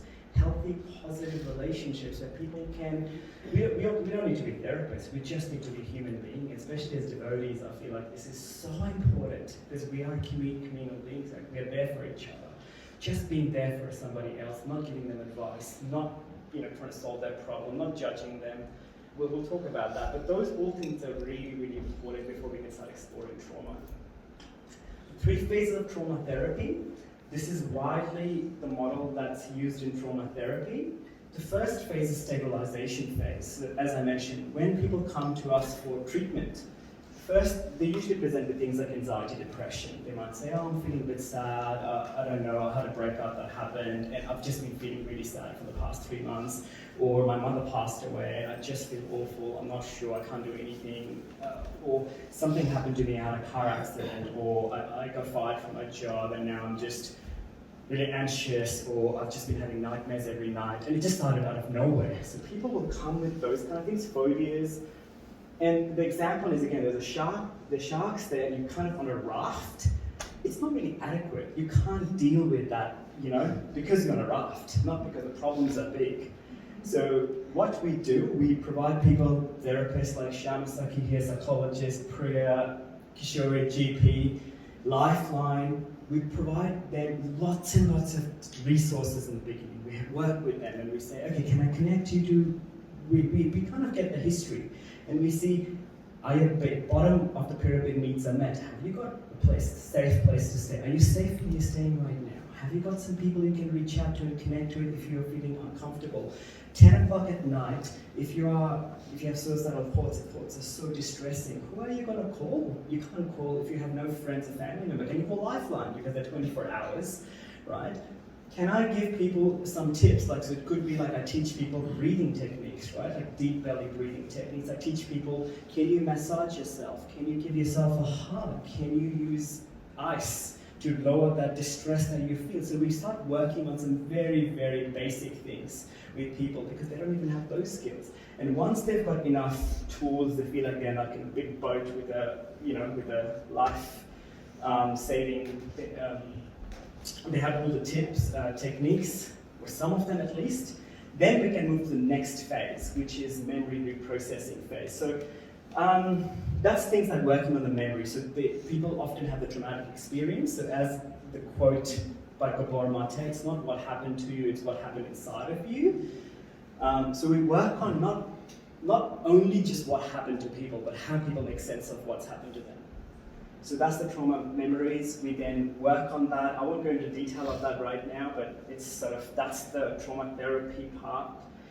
And what that does, that integrates you. So you understand, okay, I've had a traumatic experience happen, but I have confidence now that I can deal with in the future. Next time I'm in an abusive relationship, I'm not going to stay in that. I know that I can call this number. I know that I can, if I feel like I'm having a panic attack, I know that I can do this particular technique and I know I'll be fine. So it's something like that. So people can integrate and people can learn that I had that awful thing happen to me 5 years ago, 2 years ago in my childhood, but that doesn't define all of who I am today. That doesn't mean that I'm broken. That doesn't mean that I have to feel ashamed of myself. That doesn't mean that it's my fault. So that's what integration looks like. These are some commonly used trauma therapies. I've put these ones here because these are my personal favorites and the ones that I use and the ones I'm trained in. But every therapist is different. EMDR, that's definitely hands down my most favorite one. I've been using that for about 2.5 years now. Lots of training you have to do in order to be able to do that, a lot of supervision, ongoing consultation. So it's a pretty full-on kind of a treatment, but it works really beautifully. So the way it works is it's an evidence-based treatment. Obviously, all of these are evidence-based, which means there's a lot of research that's gone into it. No one's just gone, just use this works. No, there's a lot of evidence that's around that. There's a lot of research around it, just like with medication. What it does, we focus on specific memories and the beliefs held around those memories. So say if you've had a car accident, you might have a belief, I'm unsafe. And there's a charge that happens when you think of that particular car accident that happened to you. You have a charge in your body, right? Like an energy that happens in your body. We work on that, the charge. It's like a battery with a charge. So it's not the car accident that's the problem, the charge that you have. And after you've had EMDR therapy, and I've had in the training, we also have to do therapy in ourselves in our role play. You can work on anything, and it's pretty amazing for most people. The charge just goes away. It's like they don't feel the charge. They can talk about that memory, but it's like, yeah, I can talk about it now, but I don't feel anything. Like there's nothing happening for me now. And that's what helps them to feel like they can move on with life. Next one is sensory motor psychotherapy. It's evidence-based therapy which uses body as a source of knowledge and healing by focusing on the bodily responses to past traumatic events. So when we've experienced traumatic events, as you're talking about it, what we get clients to do is look at what's happening in that body, notice what's happening in that body right now. If there's anything that body's wanting to do, maybe they could never run away as a child. Maybe they could not push the perpetrator away who was sort of abusive. So now can they push them away? Physically, imagine pushing somebody away. That just releases that energy from that body, that trauma that's kind of trapped in their body, just out, because now they've been able to complete what they couldn't complete then, right? And it sounds really simple, but actually really works really well. Next one is dialectical behavior therapy. Again, it's an evidence-based treatment for emotional dysregulation. It initially started off for people with borderline personality disorder. Again, that's a disorder that is based on trauma primarily. But it focuses on building the client's capacity to live a more meaningful life. So it teaches people some really practical tools. It works across 4 domains: mindfulness, interpersonal relationships, distress tolerance, and emotional regulation. So we give people lots and lots of different tips that they can try at home, like homework that they can try. And some things work for some people, other things work for other people, and that just helps them be in that stabilization phase of trauma therapy. Next one's trauma-focused CBT. It's focused on relaxation, exposure. So exposure is basically like, say if you've been abused by a man who looks a certain way, they're a certain age, so you can never ever go and see a man like that. Every time you're confronted, by a man who looks a certain way, you just completely go into this like dissociation, a freeze, collapse, or you suddenly feel like agitated or you have a panic attack.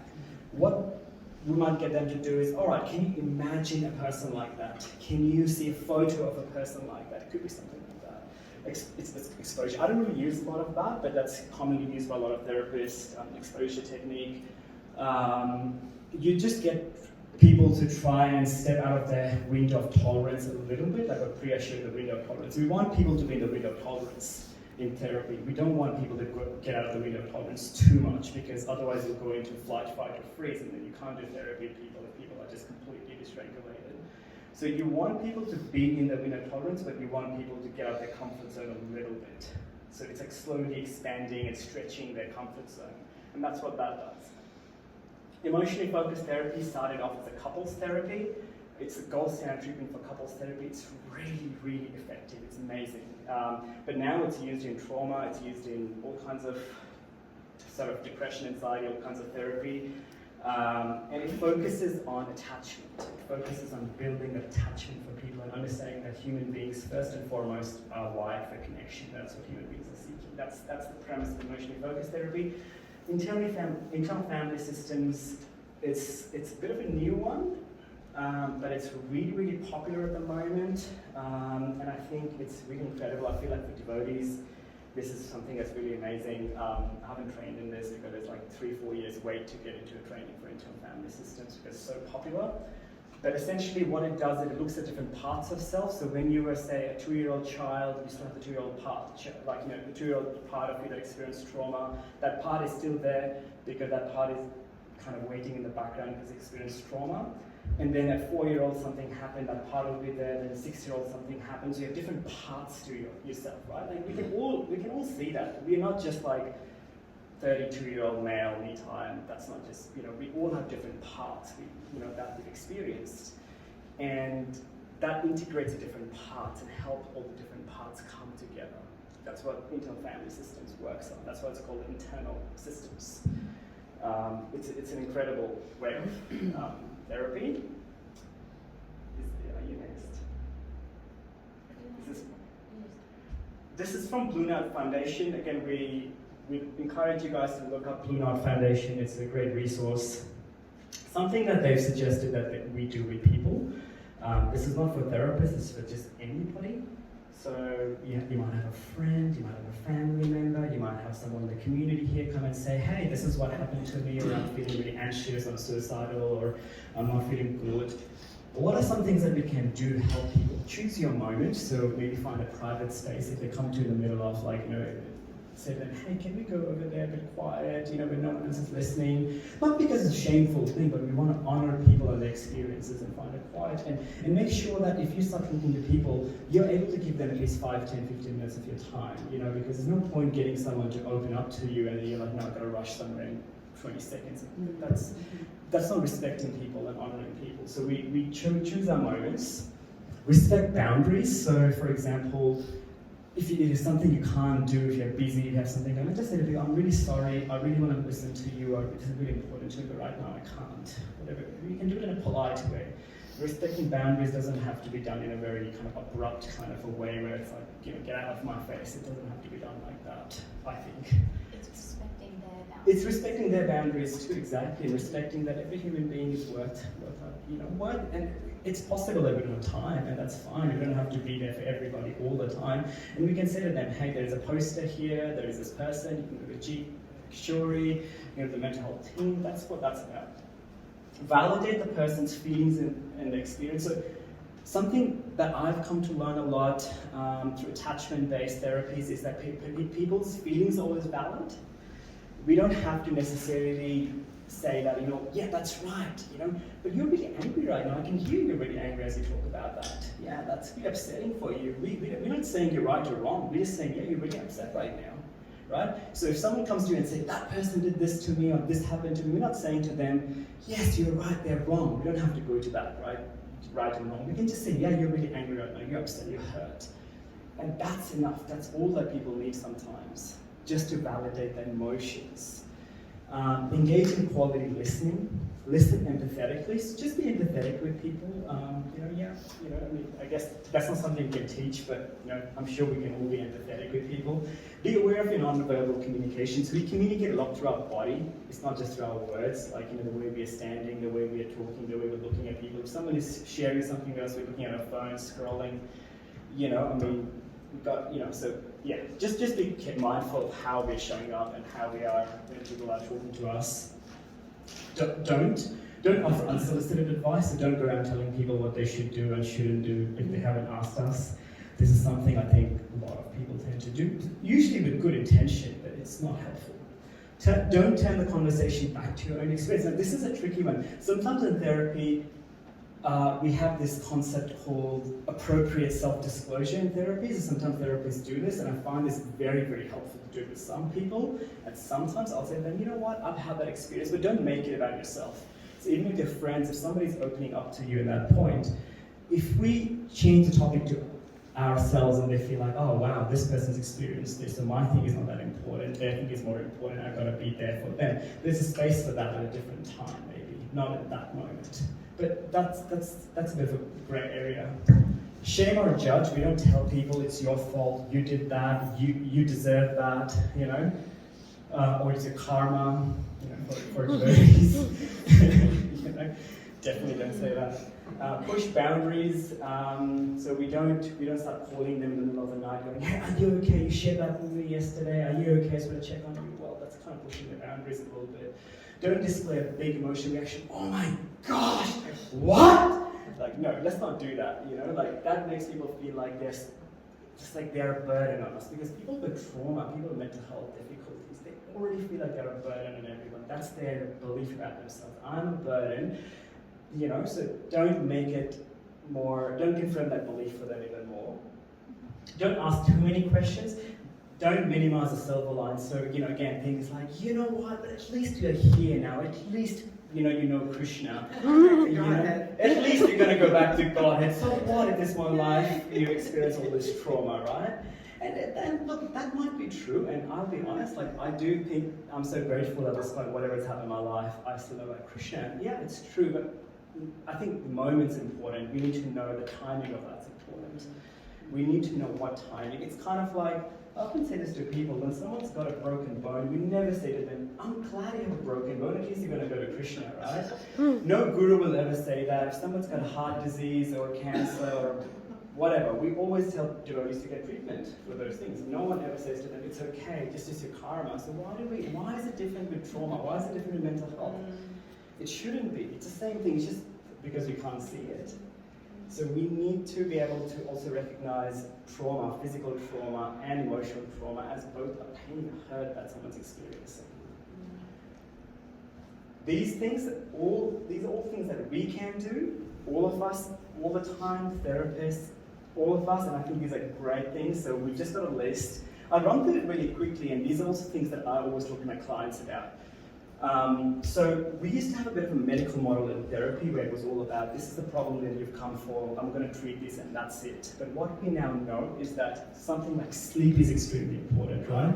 So 90% people that I see in clinic, if I ask them what their sleep is, like their sleep is out of whack, they don't have good sleep. I've never come across a person who's depressed or anxious, they've got good sleep, they've got a good routine, almost never. Sleep is very important, good quality sleep, sleeping in a dark room, not having nightmares, not having sort of panic attacks when they wake up in the middle of the night, that's very important. Something that GPs do a lot. Some people take melatonin because they don't get good sleep. That's important to do that. So again, good sleep. Unprocessed food. There's a lot of connection between food and mood, a lot of connection between food and our health, physical health. So I always talk to people, again, I've never come across probably 90% of people I see in clinic, they don't have good food. So they're depressed, they're anxious, they're having panic attacks, and they fall into a cycle. They eat like processed foods, they eat crappy foods because they feel good, they have sugary foods, and then it just keeps them trapped in this cycle. Our gut and our brain is connected. 90% serotonin is produced and stored in our gut.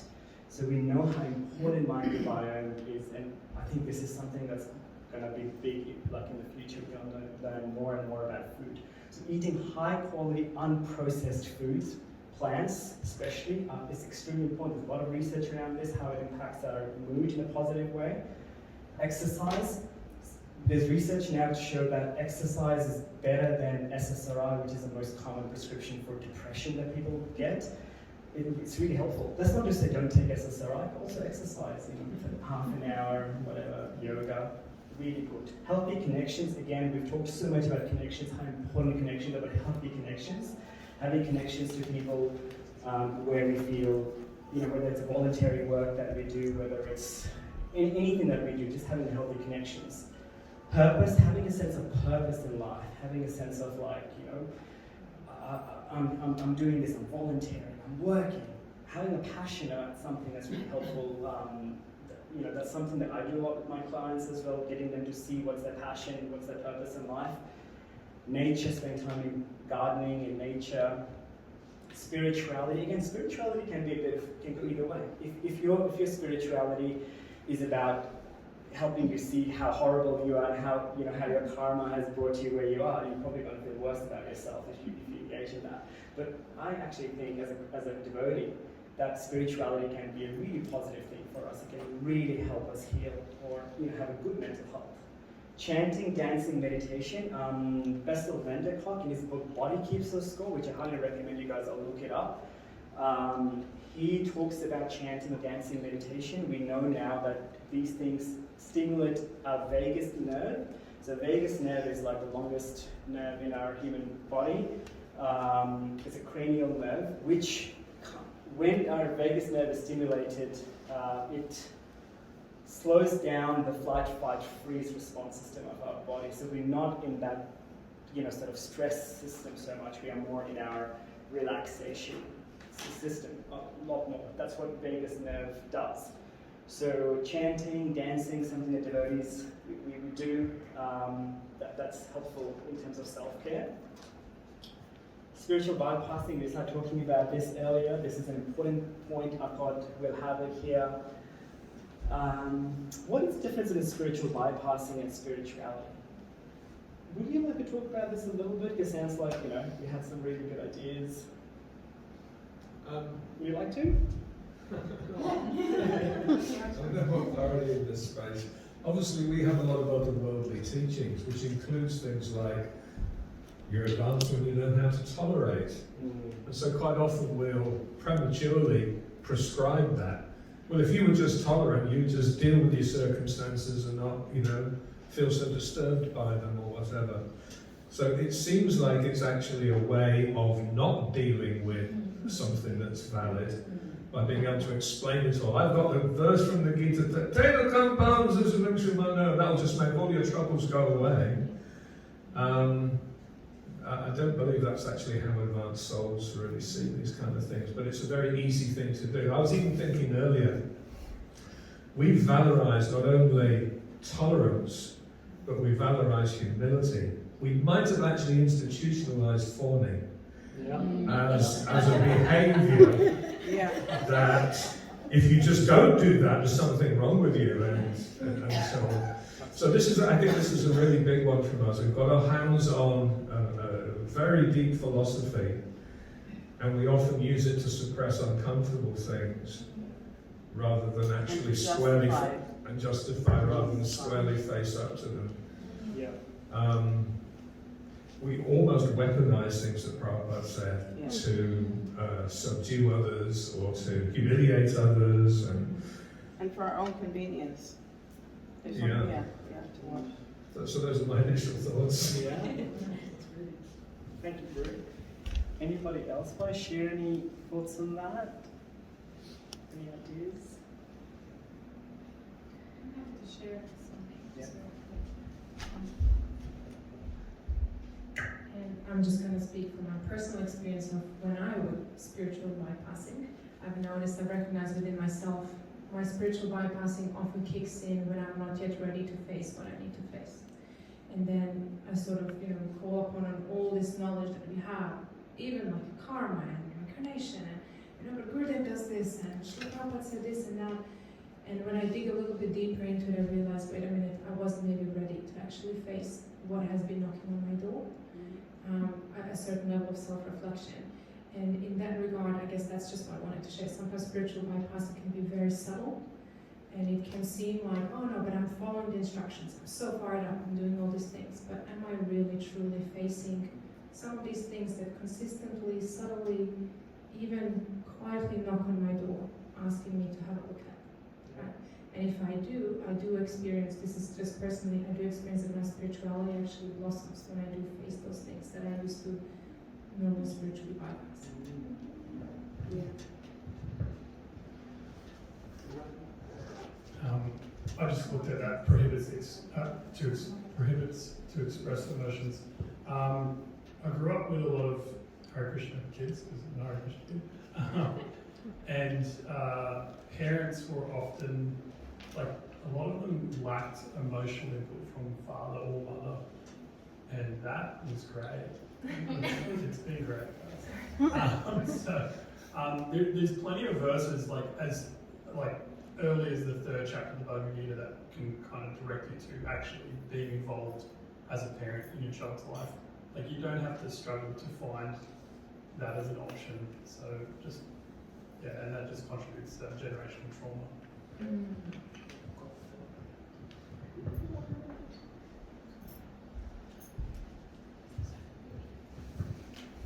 I think on your, just adding to what you were saying is, actually Krishna consciousness is very personal, and where we turn it into this philosophical ritual, it becomes Maya body. And then that takes away from parents having a personal relationship with their child. And then having this ritual relationship with the Lord. And thus, actual complete Maya body. So also comes from the lack of their parents having had an emotionally healthy relationship with them. And from Catholicism, I would say, you know, hugging, that was not a thing in 1990 or 70, maybe pre-hippie, it was not a thing. So our parents came from that generation where they were probably never hugged. I was hugged. Krishna, I can give 30% of care to my kids, there we go. But, yeah, so we make it so Maya-body.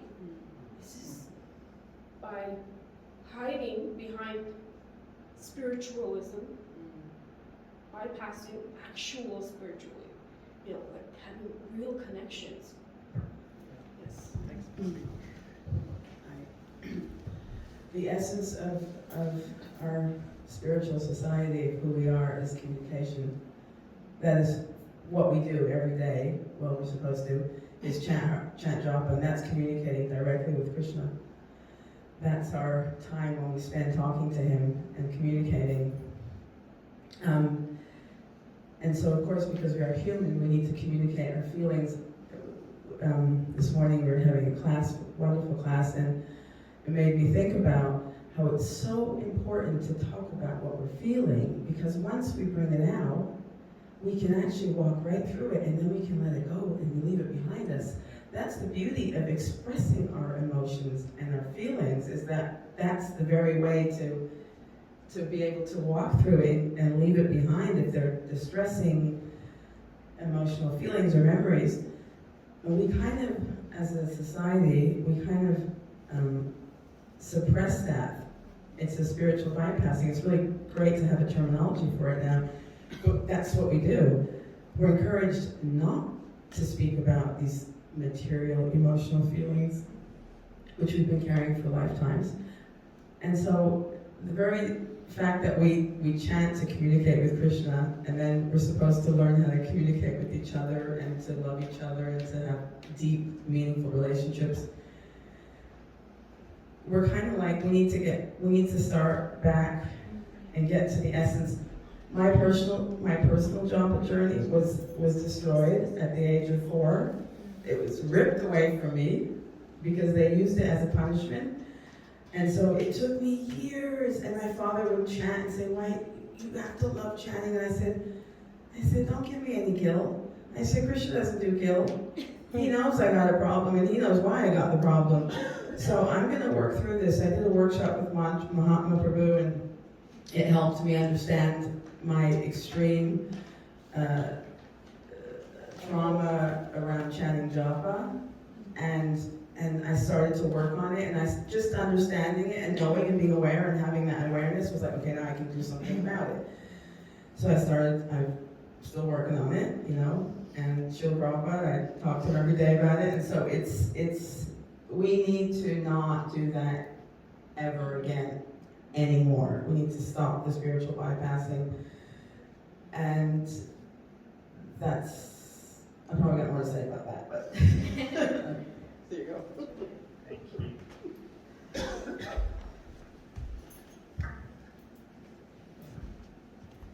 Thank you for the presentation, Brew. It's very nice to hear this from a professional. Just on these points, one of the things I think we talk about Bhagavad Gita is that sometimes we misunderstand that Arjuna was having all of these emotions, was having this incredibly confronting experience, but he didn't suppress the emotion, and Krishna didn't tell him to suppress his emotion. Sometimes we misunderstand that point. And it's actually, if you look on the second one down, acknowledges the pain and learn to control the emotions. This is what Krishna was telling him. He's saying, what you're feeling is okay. Naturally, you're going to feel all this. But at the same time, there's a higher purpose, and I'm asking you to feel this. Remember, Arjuna said, I'll just go to the forest, it's all too hard. I just said, no. He said, you have to feel this and do it. And that's a very important thing for us to understand. Thank you. Some great points there. There is a concept in psychology and therapy by Dan Siegel. He has this term, he says, name it to tame it. So if somebody comes, like often we see people who don't have an emotional vocabulary, don't know, they just come, they're having a response. And we just say, yes, this looks like you're really angry right now. Something's really upsetting you. As soon as we say that, we give a name to them, they go, oh, and even if we got it wrong, that's fine, you know? They're like, so it's kind of always like curiosity. So, like, are you feeling really upset right now? Or is that really upsetting for you? People just have this massive sigh, like, oh, okay, I know what this is like. So you name it to tame it. So everything you guys have just talked about, the more we run away from naming the emotion and feeling the emotion, the worse they get, right? And what the biggest irony is that in psychotherapy today, most of the practices that we've got now, a lot of techniques like mindfulness, right, DBT, acceptance commitment therapy, a lot of these therapies that we've got, they're very popular. They have a Buddhist source in them. A lot of them come from Buddhism. They're commonly accepted now as, you know, this thing about just looking at a thought, not being attached to the thought. Thoughts are like waves, they come and go. Those are things that we get people to practice. They come from Buddhism as we understand in psychology. But it's really ironic that, you know, I'm not trying to criticize Buddhism, but Buddhism that's known to be like an impersonal philosophy where they have this, and Krishna consciousness, a personal philosophy, we don't talk about these things. We just say run away from them, don't talk about them, all the experiences that you guys have all shared. So it's really ironic, isn't it, that we don't talk about this, and I feel like it kind of always upsets me a little bit when I hear that, and I always tell people, you know, it comes from Eastern philosophies, Buddhism and Hinduism. I mean, I can't say Hare Krishna, I say Hinduism to my clients, because I feel like we completely run away from these things. We should be talking about these things more. We should say this comes from our philosophy. We should be living examples of these things. And again, it's not about being perfect, it's about being good enough. That's a really important thing. We don't have to be perfect, we just have to be good enough. And I think this is really great. I think we should all congratulate ourselves and be really thankful to Kishori for starting this conversation. All the hard work Kishori put into it. And we've got such great people like Shamasaki, Priya, Kishori, Amrita. There's so many people. Sorry? Amongst ourselves, Ishvaka Prabhu, he's also a qualified social worker. There's so many people amongst ourselves, but all of us people with lived experience, you know, just having these conversations, talking about these things, that's what we need. The more we can talk about these things, the more there's a sense of acceptance in the community. What it does for the person who's experienced trauma or any sort of distress is that the shame level kind of goes down. They go, it's okay, I can talk about these things. You know, it's okay to talk about these things. And the more we can talk, Brene Brown talks a lot about it. She says, the more you have, she talks about shame and guilt. Shame is I am a mistake, guilt is I made a mistake. So people with trauma feel shame. They feel I'm a mistake. My parents, so I work with a lot of people, they never go, my parents didn't love me, it was their fault. My parents didn't love me because I was unlovable. They might not say it, but that's how they feel about themselves. But so it's really important that we kind of talk about these things. These are some resources that we've got, some people that I really like, some books. Body Keeps the Score by Bessel van What Happened to You by Bruce Perry, Healing Trauma by Dan Siegel, Hold Me Tight by Sue Johnson, The Myth of Normal by Govardhana. There's so many more. These are just some ones that I like. Some resources. Thank you. We've got Shamasaki next.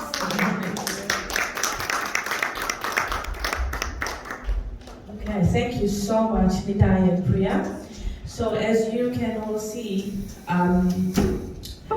there's a lot to be said for therapy and everything that it does, and the nitty-gritty of causation and effect, like what are the causes, what are the effects, and then we don't stop there, it's what we do about it. So we had a very big conversation about, don't talk about causation so much, talk more about the therapies. And no, you should talk about causation too, because then people will understand why things happen. But it was really hard to try to get this part exactly right because it's so important, and I'm glad we got it right. So thank you very much, Nitai and Priya. And in case you didn't know, they're a beautiful couple in real life as well, as well as presenting here. So Shamasaki is a wonderful, wonderful qualified person. And I don't want to get anything wrong, so Shamasaki is currently a psychology honors student. She's on her way to becoming a registered psychologist. She has a background of being a high school teacher, and she worked as the well-being coordinator and school counselor. Currently, she's working while also studying psychology honors. She's working as a therapeutic youth worker and a support worker, and is in training process to become a lifeline crisis support worker. So Shamasaki is going to say a few things, and also how she came into the presentation is very, very interesting. Krishna's arrangement again. As you might know, my Gurudev, our Gurudev, she's my beloved god sister, was here very recently, and Gurudev's in the devotee care and empathic team, and so he and Shamasaki were talking about all these different topics like trauma, healing, this and that. And I said, Shamasaki, I'm so excited. This is exactly what we're doing on Sunday. Please come and say something. So this is how it all worked out.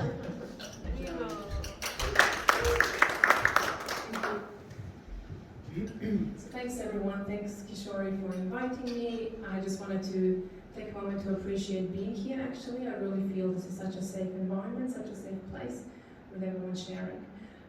As Kishori said, that was like 24 hours ago, so I was talking to Guru Krishna Maharaj with a group of devotees, and we were previously discussing the occurrence that we're observing in ISKCON, and that is that a lot of devotees, senior devotees, especially male devotees, end up developing Parkinson's disease or cancer.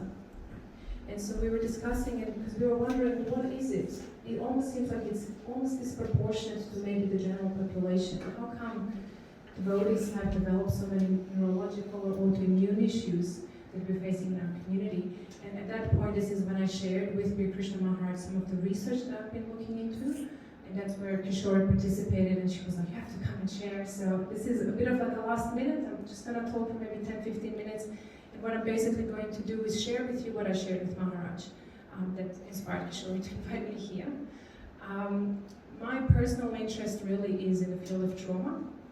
And what I particularly like looking at, or what I've come to understand that I like looking at, is how trauma actually affects our personality development, and then how, because of the personality traits we've developed, we may actually end up developing certain diseases in our body. So we've heard today that trauma can do many, many things. So specifically today I'm going to try and present some of the research in terms of the connection between trauma and physical illness.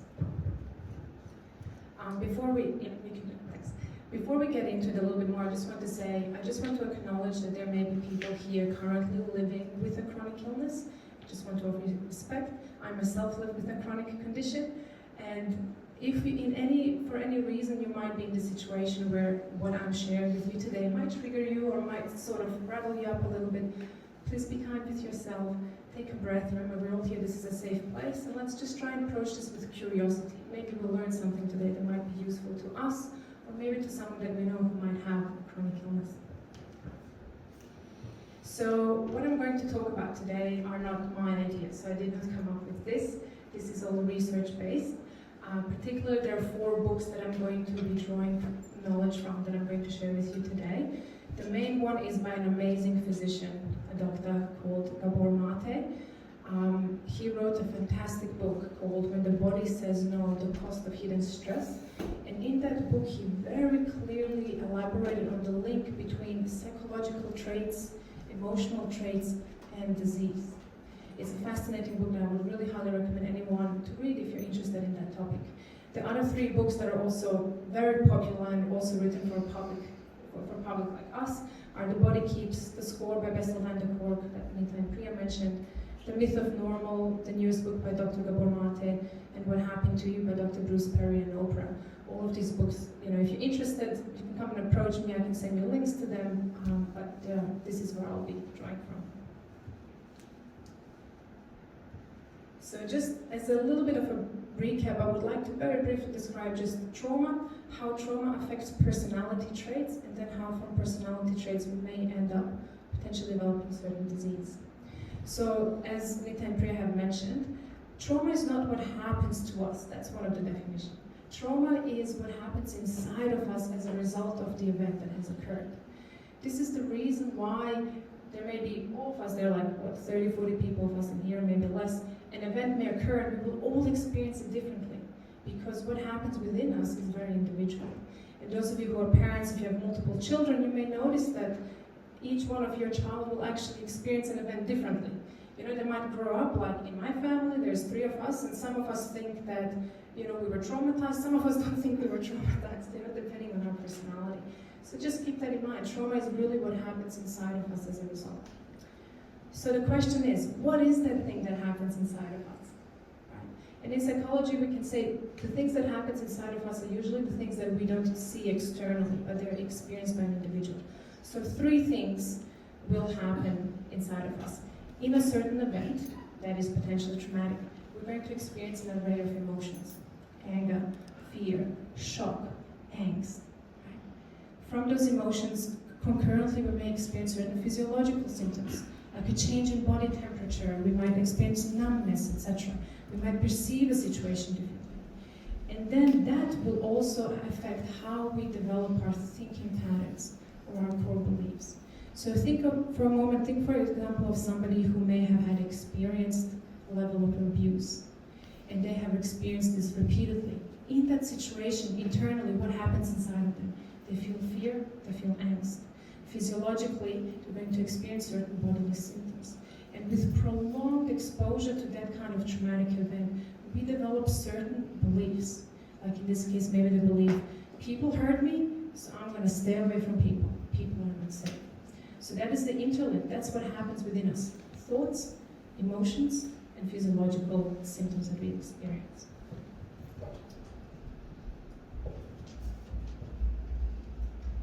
So because of that interplay between emotions, between thoughts, and that physiology, we actually come to know that trauma is a psychological wound. So Dr. Shoresh, you probably saw a lot of physical wounds, we've seen wounds, you know, you can see them. But trauma is something that's usually not seen. But even though it is not seen, trauma is actually something that will subconsciously shape how we feel, think, and behave. And in psychology, the next one, the pattern of thinking, feeling, and behaving we call personality traits. Right? So the way we have developed to think, to feel, and to behave, we now know to what we call personality traits.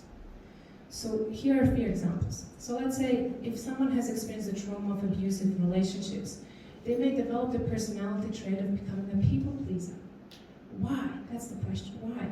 Because they're trying to protect themselves. They're trying to anticipate potential threat. They're trying to meet the needs of another person so that they can be safe. Or for example, let's say a trauma that someone may have experienced of emotional neglect. Such a person may develop anxiety personality, right? Traits of anxiety. Why? Because they actually grew up with this belief that this world is not a safe place, so my anxiety will quote unquote now protect me because it's going to make me not want to engage with the world. So that's the interlink that we're now seeing more and more in research and psychology, that trauma directly impacts how we think, feel, and behave, which then become our personality traits.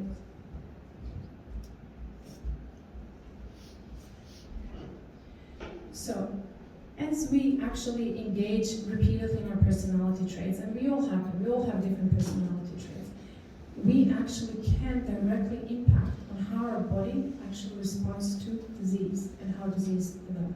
So from trauma, moving to personality traits, to chronic illness. And the question is why? Why does that happen? So in psychology, more and more what we are actually understanding now is that we actually cannot separate the mind and the body.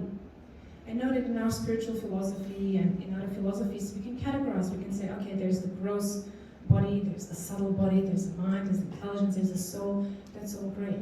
But on a material level in our body, we cannot separate the mind from the body. And so what actually researchers have noticed these days, more and more, is that what happens to one will happen to the other. So to the point that nowadays we actually can, in research, we hear more and more about certain chronic illness personalities, right? And that is because we cannot separate what happens to us emotionally from what happens to our nervous system, our neurological system, our endocrine system, our digestive system.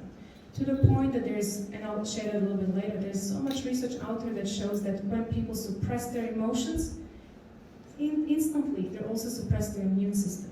When their immune system is suppressed, what happens? Chronic illness. So I would like us all to keep that in mind, that the body and mind cannot be separated, and we're learning more and more about that. Now, before we go actually onto the next slide, just want to very briefly mention, I'm going to now present to you what I read out to Bir Krishna Maharaj, which are Gabor Mate's 5 personality traits that people with chronic illness develop. Now, some of us may recognize some of these traits within us. I know I've recognized that within myself. If for some reason that happens, please be gentle with yourself, and remember, we're just here to be curious. And we might also recognize that we may know some people who have these personality traits. So again, just want to inspire some curiosity and some compassionate kindness as we read through them.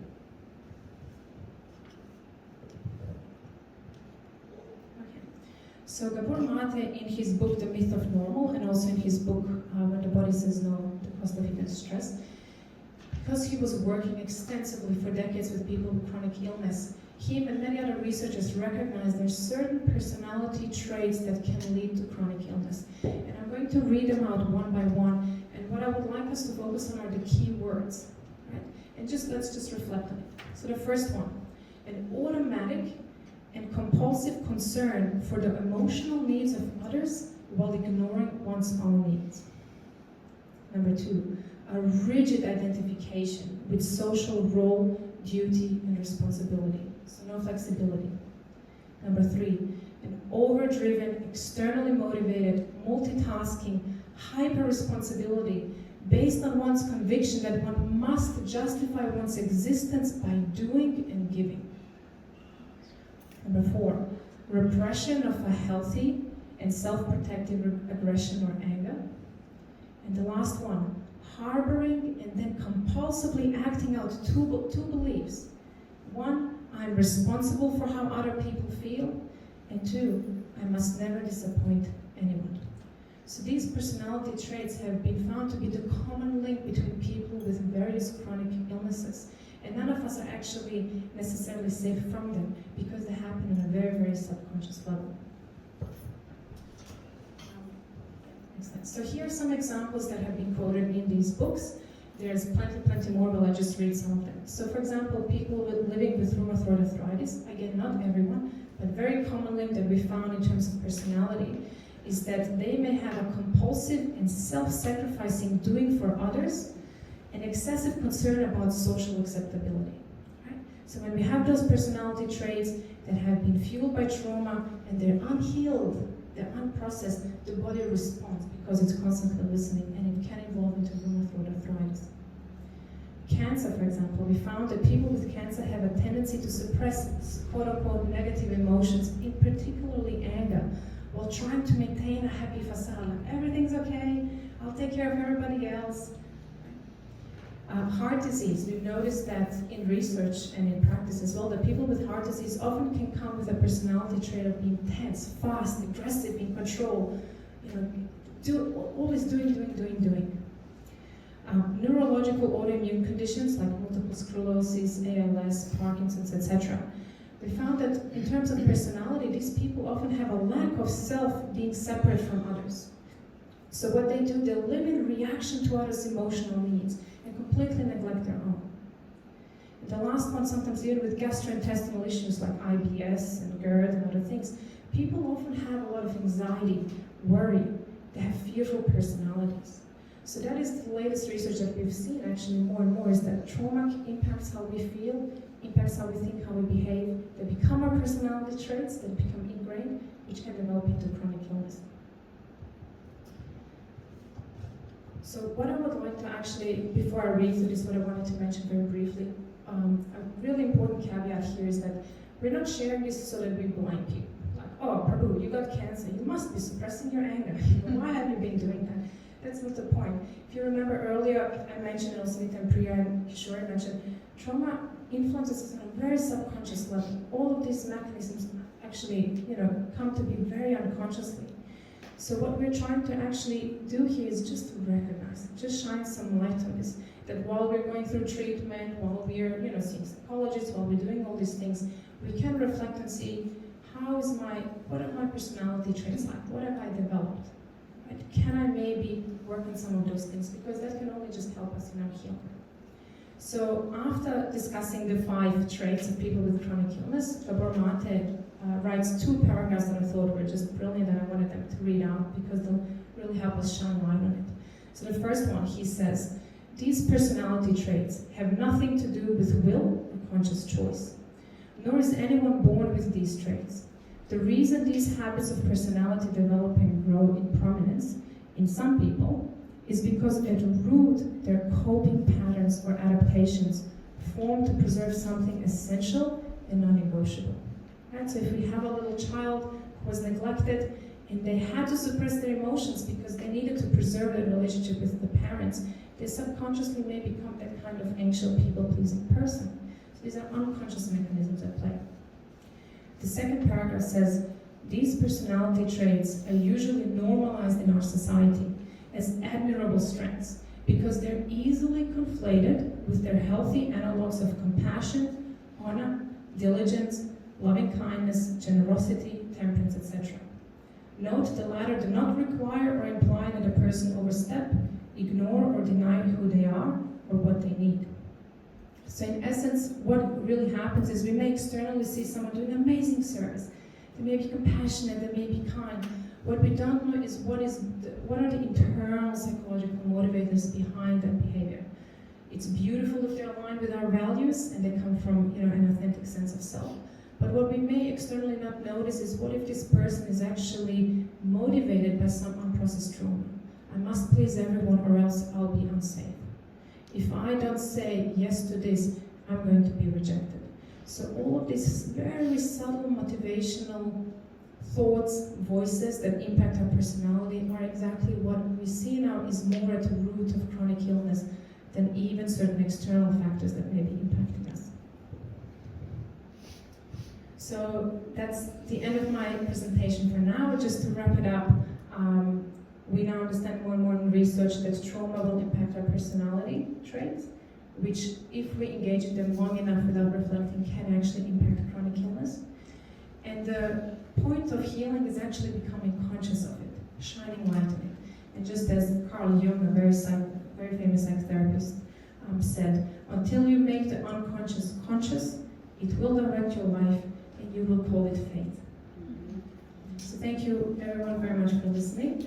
If any one of you, if any one of you is interested, we'll do that later.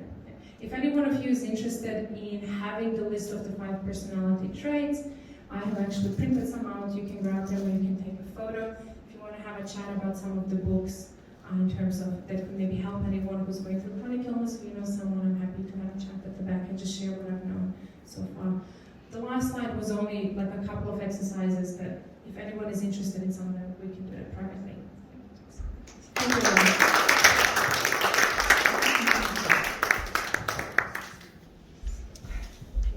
Thank you so much, Saki. That was awesome.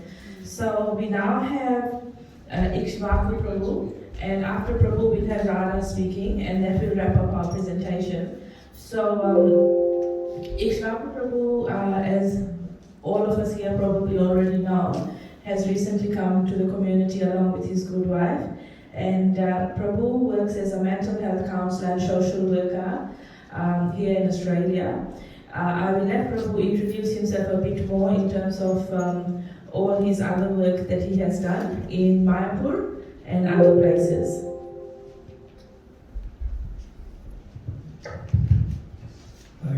Thank you for the opportunity. I'm aware that we have been here for long, so I don't want to more PowerPoints. I'm trying to be considerate.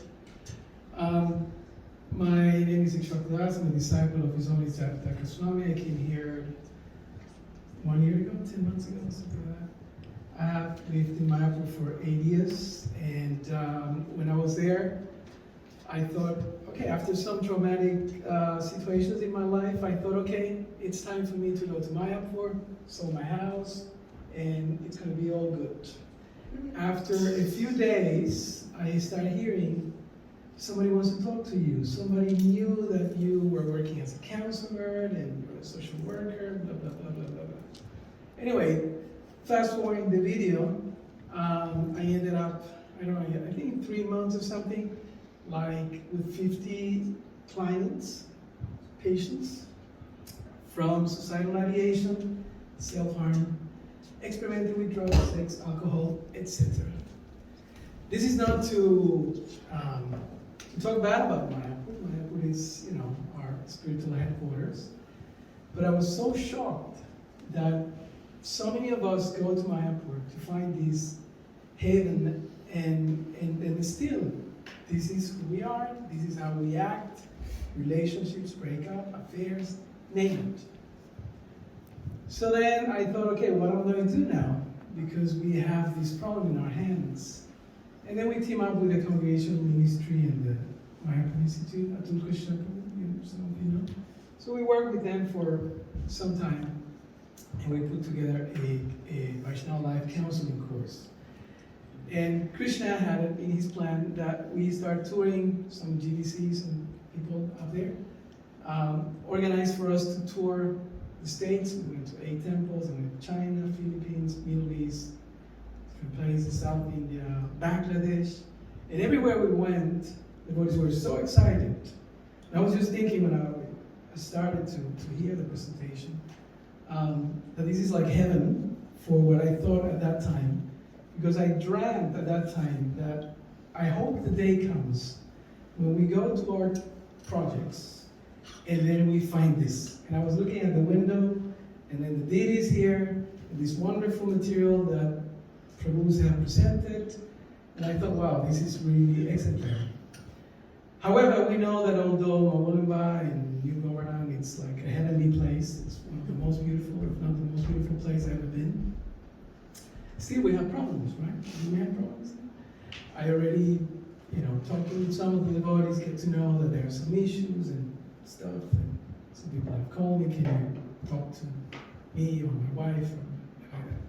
So, after all this information, I'm so intimidated trying to compete with them.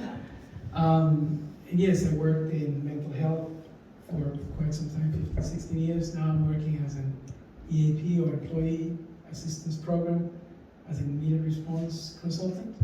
So we get on the phone and on chats, and yes, Lifeline, it's our main referring point. From mild to mid sort of level of situations, stress, trauma, etc. But in my reflections as a devotee, and following Prabhupada's teachings, this is a place of trauma. So we all are traumatized some way or another, and we are acting out these traumas in different ways. So my proposal is what are we going to do now? Because I was thinking, this is so great. I never thought it's going to be that much information and so good, so much quality has been shared today. And to have the Lifeline director, when Mate told me last night, I thought, this is incredible. You're joking or what? Because they're the people that we're sending all the time, our clients, to talk to. They're free, they're 24/7, etc. So when Mate said that, I thought, I don't want to miss it. My wife we got ready, did our pujas, come, let's. So, but while the presentation was going on, I was thinking, so at the end of our training, we had a 10 days course in Mayapur in 2015, and then from then we went to many other places, and then we reduced it to 3 days, and some places just 1 day because people have no time.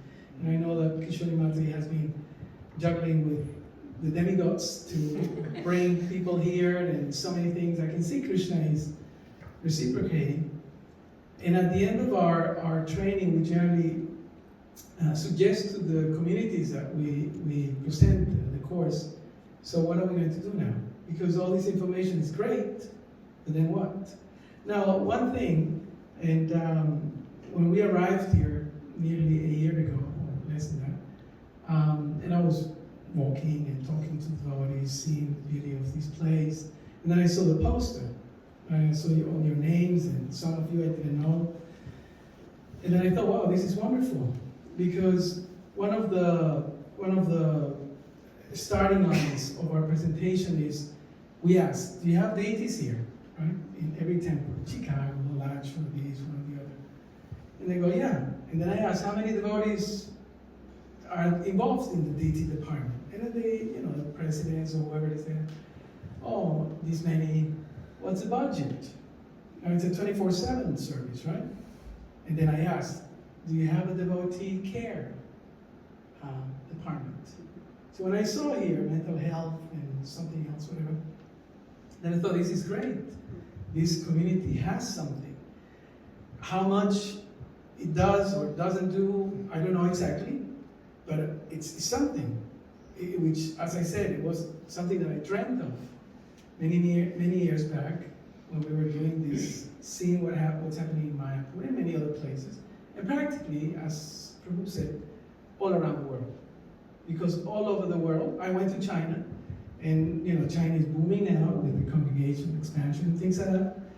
And as soon as I started the presentation, 3 days presentation, I asked, just jokingly, do you have problems? And of course, we had the translator. And 3 people put their hands up. And there had been suicide in the community just a couple weeks before, right? So problems happen. This is the place of trauma, meaning this world. So, in other words, all what we have heard, it's so useful for us because our goal, our mission, is to help others and help ourselves. So by having something like this, I think it's a wonderful opportunity for all of us. I don't think that the team is only those beautiful pictures there and names and all that, but everyone. So what can we do as a community to support each other? And that's what our course is based on. Communication, somebody said, Matthew was saying, communication is the basis of relationships. That's one of our mantras. So, for example, in terms of relationships, marriages, what's the main problem? Communication. Huh? Communication. So we have a section on communication skills, conflict resolution, how to say, how not to say, what to do, what not to do. And it's a workshop, so mostly people are contributing to the content of the whole training. So we have what to do when we don't know what to do, right? That's a good one. Meaning, I'm not experienced in this or that. Therefore, I know whom to refer them to, whom to call. So we have local list. That's one of the exercises. We have a local list. By the third day or the end of the presentation, we get someone to collect the list of the numbers that we will call, right? And one of the things that we do is community scanning. Who do we have here, right? We have psychologists, we have social workers, we have therapists, we have whoever we have. And then we list them, right?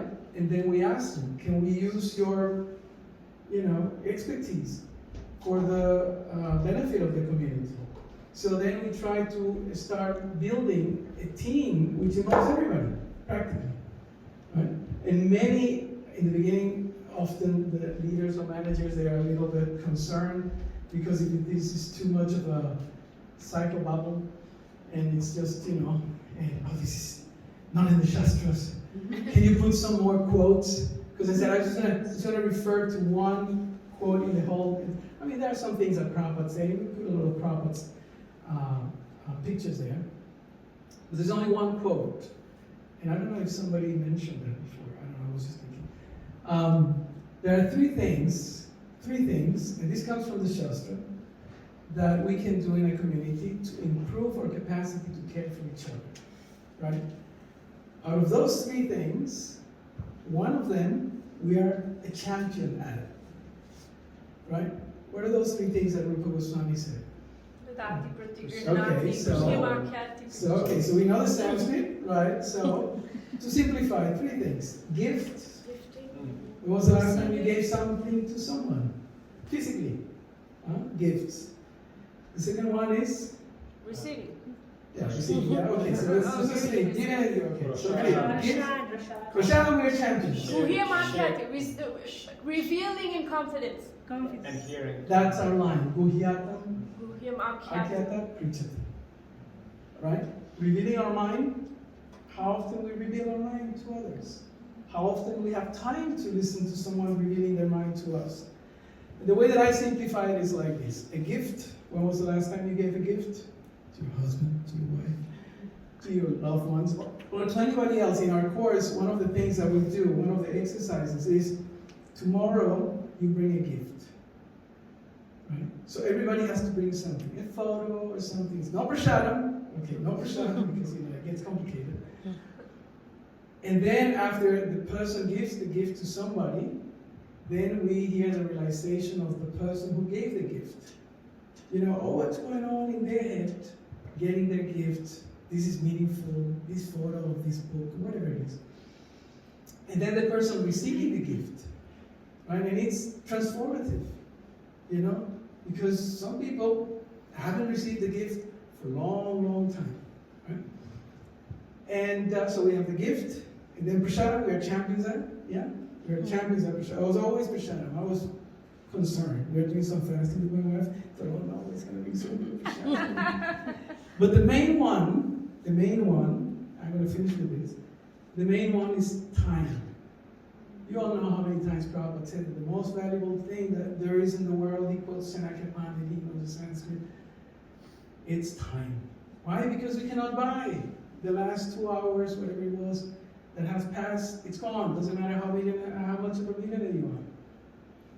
So if we are able to give some time to somebody, it's the greatest contribution, the greatest, how can we say, charity. That's the true generosity. Prabhu, I want to talk to you.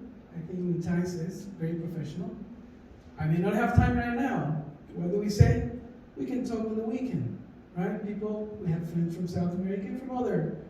Prabhu, I really need to talk to you. My wife, blah, blah, blah, or something. I said, okay, I need to give them some time. 30 minutes, half an hour, you know, generally when you're trained, you know how the questions and where you go, you listen to them, da da da da da, make some points, calls of action, now what, right? So we get some training, some skills to manage those situations, but I am confident that every one of us can do something to help others in this community. And that was, when I arrived in Mayapur in 2013, I thought, we have the biggest deities in the world.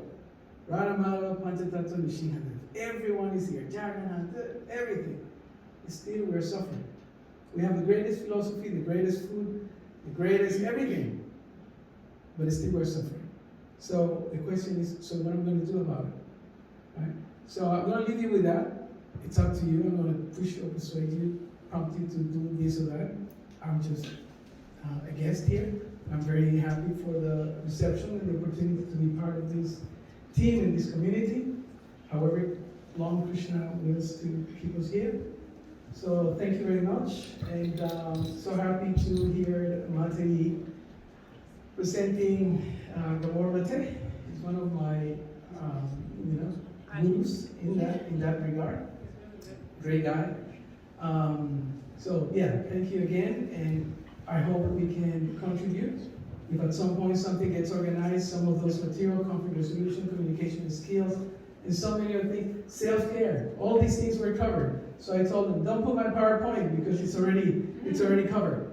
Self-care is super important. So thank you very much. Thank you, Mate. Thank you very, very much, Prabhu. And thank you very much, everybody, for being here today and for coming.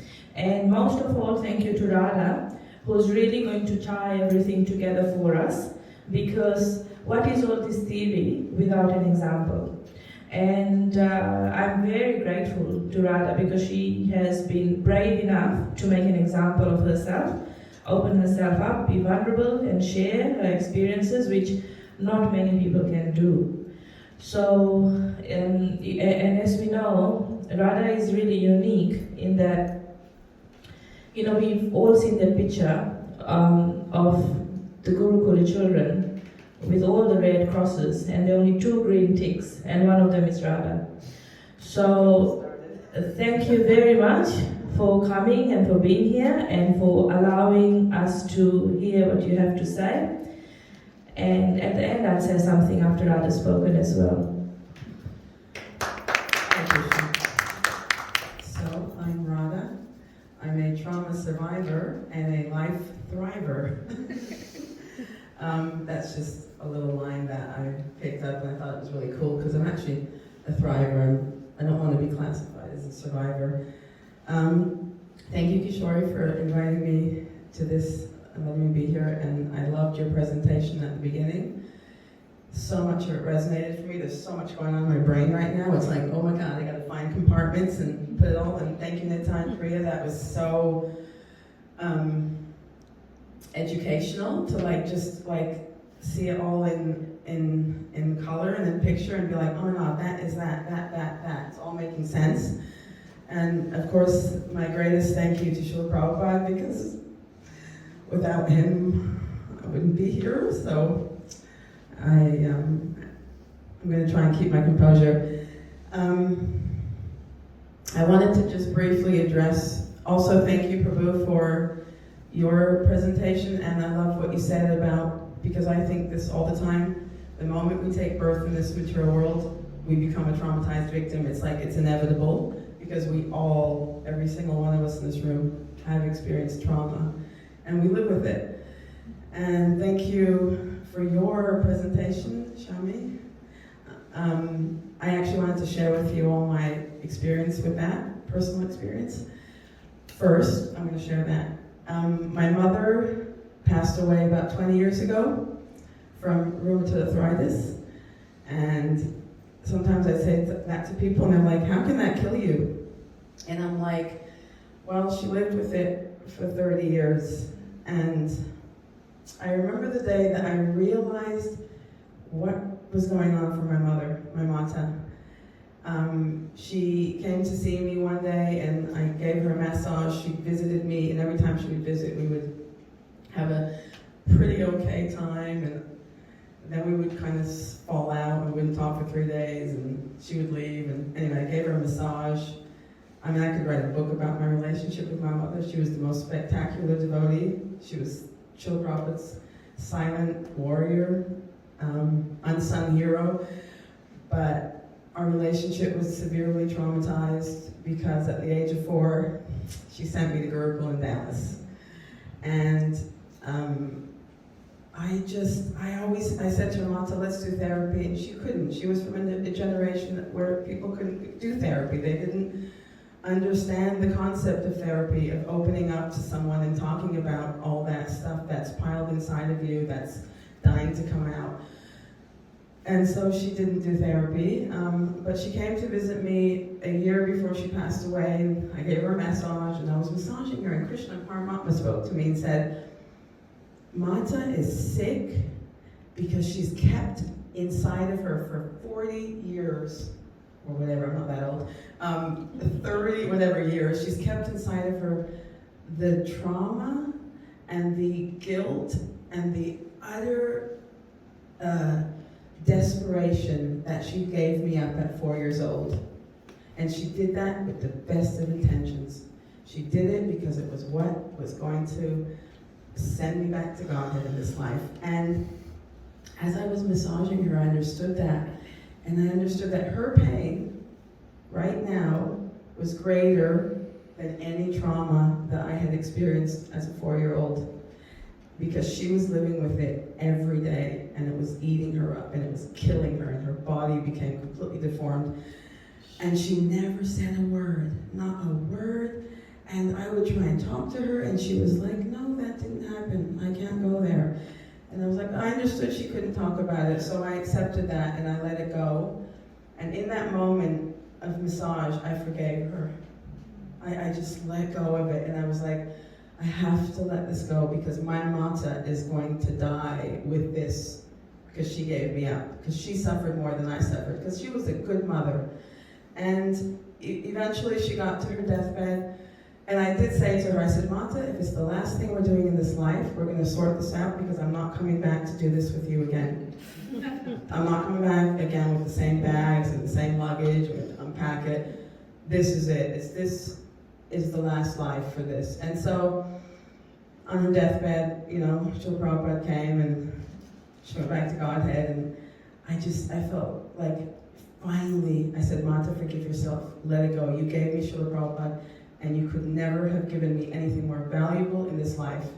So that was my mother's, a little bit of her story.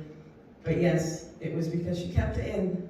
And ironically, she called me a few months before she was actually on her way out. And she picked up the phone, she called me, and she was crying. I have never heard my mother cry in her life. I have never seen a tear come out of her eye. I've never seen her express so much emotion. And she was saying, Radha, I can't stop crying. And I said, Mata, just keep crying and crying until it's all out. Because you have to let this out of your body right now. And so she understood, and I understood, and so that was really powerful hearing you speak about that, because I knew that since I saw her, that's what it kills you. And I always say my saving grace is I ain't gonna get cancer because I talk about everything. Or it was like a Draupadi moment where I just went, Krishna, I can't do this. Because guess what? I was the person that got addicted to abusive relationships. My addiction was abusive relationships because I got abused as a child. So the only thing I knew was abuse. I never knew love, I didn't know affection, I didn't know what it was to be in a healthy, normal relationship. So the abuse was what was normal. So it was like, okay, oh, that feels really comfortable. And so eventually I was on the floor with 2 children, single mom, with a spotless house. And I called the social worker, I said, I need help, come and help me, get me out of this. I said, don't get mistaken by the clean house. And they said, no, that's quite normal. People who are really, really going through a hard time, they become super clean. My kids had no snot, they were well dressed, they had good food, the house looked great. They said, that's your coping mechanism. And I was like, really? As I go picking up the last dots on the carpet, he says, we're gonna get you help. And so I had the most amazing support network. I had a woman that came and visited me every day. She was studying to be a psychologist, and she was like an angel. And she used to be me, and then now she was this. So that was like, wow, I can do that too one day. And I had the women's groups where I did the self-esteem and the assertiveness, where I picked myself off the floor. And I was like, nah, I'm not a victim anymore. I've got this. I am the person that makes the calls. Krishna gave me the ability to make good choices. He gave me that. So I'm going to start making some good choices. I'm not a victim anymore. So that changed my life. And I went to therapy because I didn't have resources. I was a single mom. I don't know how, but I got lots of free therapy. I mean, there was this one doing her last graduate year who needed a guinea pig, and then there was the other one over there who needed somebody to experiment on. I was like, okay, that'll be me. And I sat there, and the most interesting thing happened was the day I sat in a chair opposite a young person who was studying to be a counselor, and she was on her last 6 months. And I sat there and I was talking about my I was talking about my stuff, and I was going, but you know what, I got the solution for my problems, and I just was answering all my own questions or doubts or feelings, and I understood that I actually had all the answers. And I went home and I was like, that's it, I'm not a victim, no more abusive relationships. And then he came along. Krishna was like, that's it, none of those men, and here's a good one.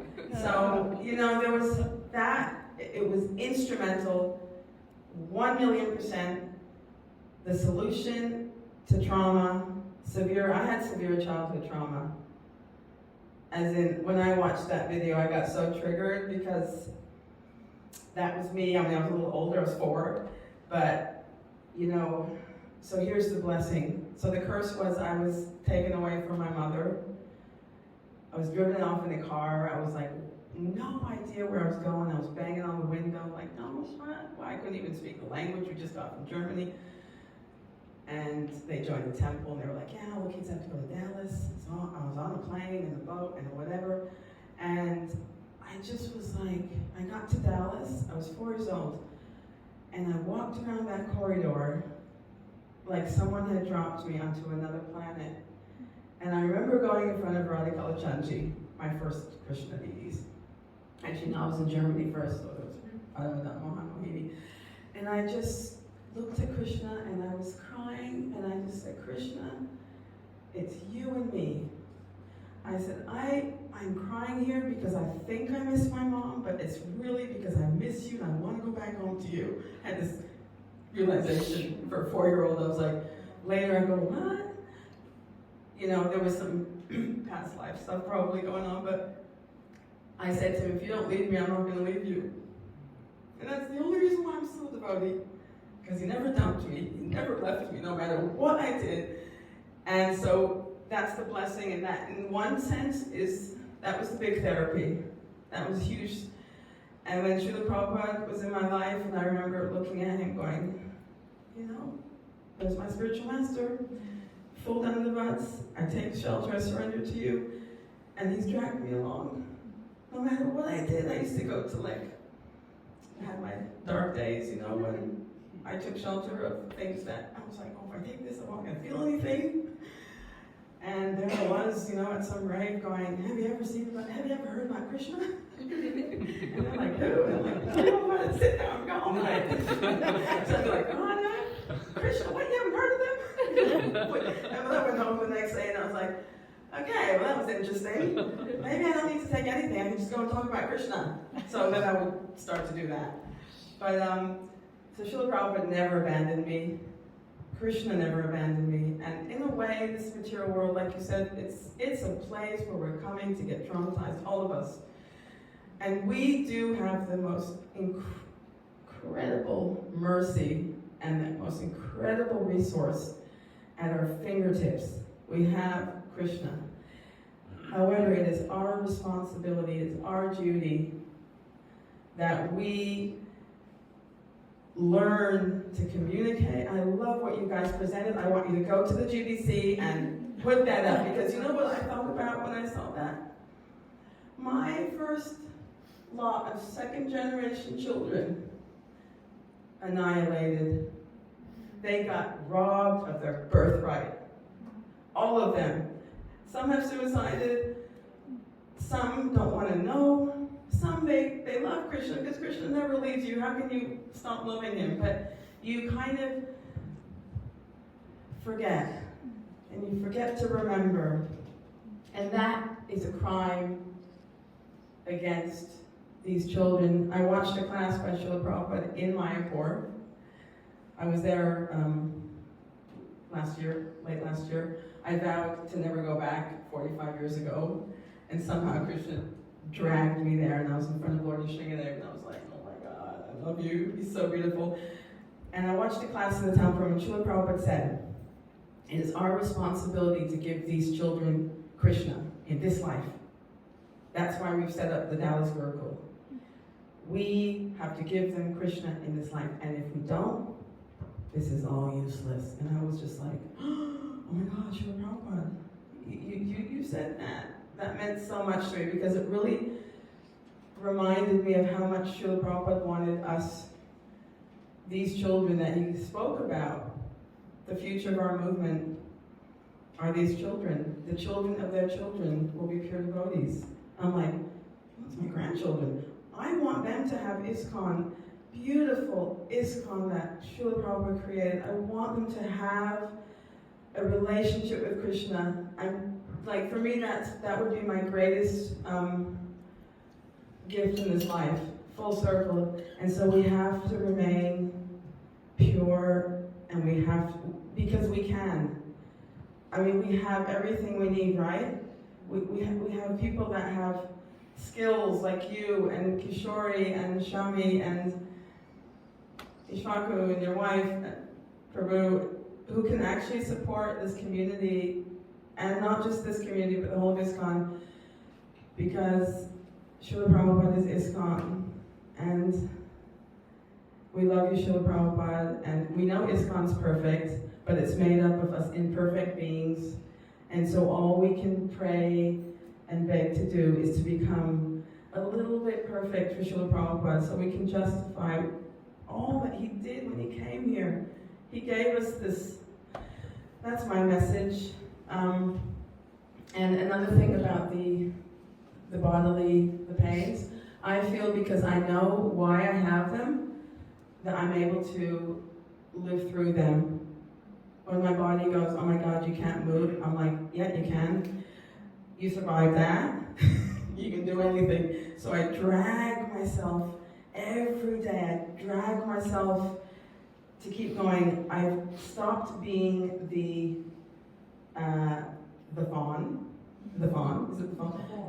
Fawn, because I used to, that whole cycle, fight, flight, freeze, fawn, that's been my life in some way or other. And so the fawn, I realized that I did that for a long time, and I'm like, no, I'm so sorry, but I cannot cook because my body needs to be good so that I can live for another 20, 40, whatever years, and be the best version of who I am. And I'm going to start cooking therapy, everybody. I love cooking therapy with me. I've done art therapy. I studied social work. I'm also a social worker. I worked in mental health for enough years to make me go, I can't do this anymore.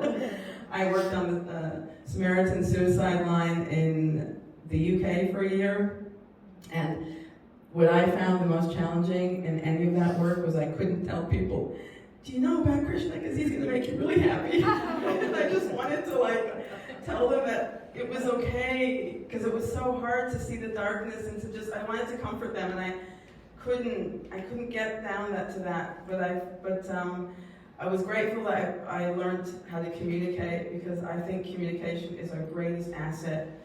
It is what we do with our japa every day. It is what we do with each other, and this is so wonderful. Let's do more of this. This is amazing. And yes, I'm struggling still to chant japa, but I also try and do that every day for Srila Prabhupada. But that's the point when you connect trauma to, you were saying earlier, you connected to a feeling like the sound of the ocean.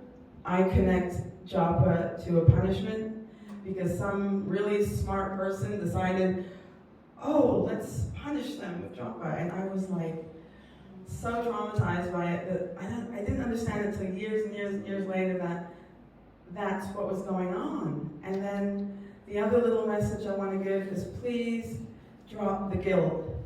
Krishna does not do guilt. He does love, love, love. He loves us. He's our best friend, and he gives us the ability to make choices of our own, right? So when we go through life making some really poor choices, that's kind of like what we have to live with, but it's not, because he's imposed that on us. And that's why I don't use the karma word. And I mean, in my own situation, I have my own realizations, but that's between me and Krishna. But I recently got super, super triggered by what's been going on, and I just want us all to acknowledge it. First step, acknowledge it, and I'll go, yes, this happened. Because no one's ever talked to me about it in my life. No one's ever come up to me, and I know a lot of people, and I love them dearly, but no one's ever said, Radha, tell me about your story. How did you go through that? Tell us. Because if we talk about it, it won't happen again. A bit like Nazi Germany. Talked about it, it's not going to happen again, we hope. So I think we need to talk. Talk, talk, talk. Kishore, thank you so much. And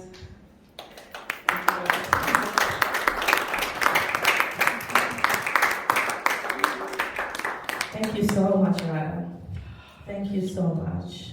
It's, you're a living example of, like you said, a thriver, not just a survivor. And thank you for pointing out all the things that we were trying to explain in theory, that it's the relationships, it's the faith, it's, and also the very important thing that you said, that I'm not going to identify myself as a victim.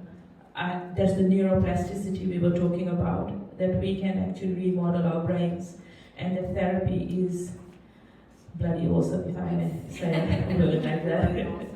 Yes. So I will wrap up now, and I just wanted to say a few things. Is that my personal motivation for doing this is, and also the motivation of, well, first of all, we are some professionals. We have this professional qualification. So we wanted to use these skills in service to the community. There have been a lot going on, there have been a few suicides and this and that. So we wanted to use our skills. And, you know, for a while there had been I had been doing it all along, but it hadn't formalized and coalesced to become like a group. So we managed to do that. And obviously there were the barriers to break through and all of that, but here we are now. Our aim is to keep delivering these sorts of seminars so that everybody knows how awesome we are. No, just kidding. So that we can educate and empower, and we know knowledge is power. So when this knowledge goes out, this sound vibration goes in the ether, it changes the narrative, slowly, but we'll get there. And for me, my personal motivation is actually what Lord Chaitanya said, that Vaishnava Seva gives you Namaruchi and Jiva Doya. So I'm trying to serve devotees in the ways that I know, and this is one of those ways. So I just want to say that if things have come up, and just because we are such a closely knit community, we've felt that this was a space that was safe. We've actually shared here, and this is amazing because it is one of the 6 confidential exchanges, but this safe space, people have actually been able to open up and share, and thank you for that. But if, please respect your boundaries. If there's more to say, please come and see us privately. We can help. If you don't want to see us, that's okay. You can just go see any other GP, any other psychologist, but do connect. And the other thing I want to say is, the last thing is that, we've made a recording of this. Is everybody in this room okay if we share that recording as it is? And if you're not, I can edit those parts out, not myself personally. I'll have to beg, borrow and steal to get some other people to edit it out because I don't have those skills. But if everybody's okay, then we could share it as it is. Yes or no? Sure. Yeah, we're okay. Yes. As long as I was okay, as long as I looked good. So thank you very much for that. I think it's really important that we can share it like that because, one of the aims of this is that here we are as a community trying to vent and then to heal, and that by making ourselves vulnerable in this way and by sharing it, that other communities may also be able to do this, because right now in ISKCON, it's needed. So that was one of our goals. Okay. Thank you very, very much, everybody. One last thing. Yes. TAFE is offering free counseling courses. Well, they were at the beginning of this year. They may continue next year. There's a shortage of people who can hear and listen. It's not so expensive anyway. It's not expensive anyway. Well, it's free right now. 2 year, 1 year, you can choose your pace. I mean, if anyone's interested. Okay. Oh, and one more thing. Yes. Is there any scope for teaching this in high school? Yeah. I mean, why are we learning calculus? Who uses that? Okay. This is what we need to learn. Yeah. Yes. Well, I happen to be on the school board, so I'm going to try to see if we can do something. It doesn't have like to be that. this No, immersive. but just a little bit. Yeah. I know that there's biology and things like that. And anyway. Also, one last thing I promise is that there is a website called Karuna Care, and that is put together by Ramburu Prabhi, Ramburu Mataji, and that is GBC endorsed and supported. So ISKCON is trying to help, and they've given her she's got a lot of resources there. Then there is also something else called BMA, Bhaktivedanta Medical Association, under which she's got her Karuna Care. BMA is like a virtual hospital. And that's all on the international stage, but on the local stage, this is what we have. So if you wanted to look at Karuna Care, you can just Google it up. You can link up with psychologists that way as well. I think it's such an important module, like, what do you call it, the model of what you guys put together and presented, that anybody would look at that and go, that's why we've got a whole generation of Hare Krishna kids from my generation and after my generation, like, that are just not okay. And we need to have that awareness, because how can you not have something happen again if you don't even acknowledge it, look it face on and go, okay, that's the problem, let us fix the problem. So that's what we need to do, and that really was clear as the day outside, that, oh my God, these children were just like traumatized, severely traumatized. I mean, I'm very fortunate that my trauma, that I was able to heal my trauma through the therapies that was presented to me by Krishna, because he's not a blade of grass moves without his will, and I had the desire to stop being a victim. I was like, oh my God, my whole life is a mess. It's just like, how is this life a mess? And I've got Prabhupada and I've got Krishna, and how do I change this? And then it was like, there's these things started coming, therapy, but it wasn't until that I was presented with the therapy, with the solution, that I didn't have a clue what was going on. I was like in a washing machine, like turning up and down, and then it was once I accessed these wonderful resources that are out there, it hit me that I had a regressing, what do you call it? Where you lie down and somebody rebirthing, and I was like, I don't believe in any of that. But anyway, so there I was, and I was actually pregnant with my son at the time. It was so traumatic. But this 4-year-old, I just saw this 4-year-old girl. She was walking around and she was crying and she was crying and she was crying, and I was like, oh, that's me. And I just completely went to her and said, it's gonna be okay. Everything's going to be okay. And when I came out of the rebirthing, I was like, I felt so much lighter. I was like, wow, that was crazy. How did that even happen? How did I had to communicate with this little girl? And so I think it's so important that we get this to ISKCON, so that we can understand what happened, we can acknowledge what happened, and we can do something about it. To the ones who got broken. There's a lot of broken kids out there still. And when I went to Mayapur this time, Krishna was so merciful, because I got there that night and I cried all night, and I was like, I don't want to be here. There's a reason why I said I wasn't coming back when I left here at 9 years old. But here I am. Okay, I didn't sleep all night. I just went to Mangalarti and I stood in front of him, and I was like, oh my God, you're so big. You were so little when I left last time. It was these tiny little Radhamadava, now it's huge. And Gordy died. And then I went in front of Lord Sringadev, and I stood there and I just literally bawled my eyes out when I went, I love you. And I'm so sorry last night I said I didn't like it here. I'm really happy to be here. And I just got really emotional. And then for 2 weeks while I was there, it was like Krishna put Yoga Maya around me, so I couldn't get into all the stuff that was coming out, because it just came out, all the trauma of Mayapur at the Gurukul, and I was just floating around like on a cloud. But then as soon as I got home, it hit me, and I got so triggered, I couldn't get out of bed. I was so exhausted, and I just was lying there reading stuff and crying for these children. Like, my heart was so broken, and I was like, how did this happen?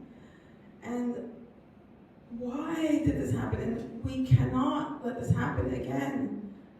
After Dallas Gurukul, maybe 20 years later, I thought, yeah, that was Dallas.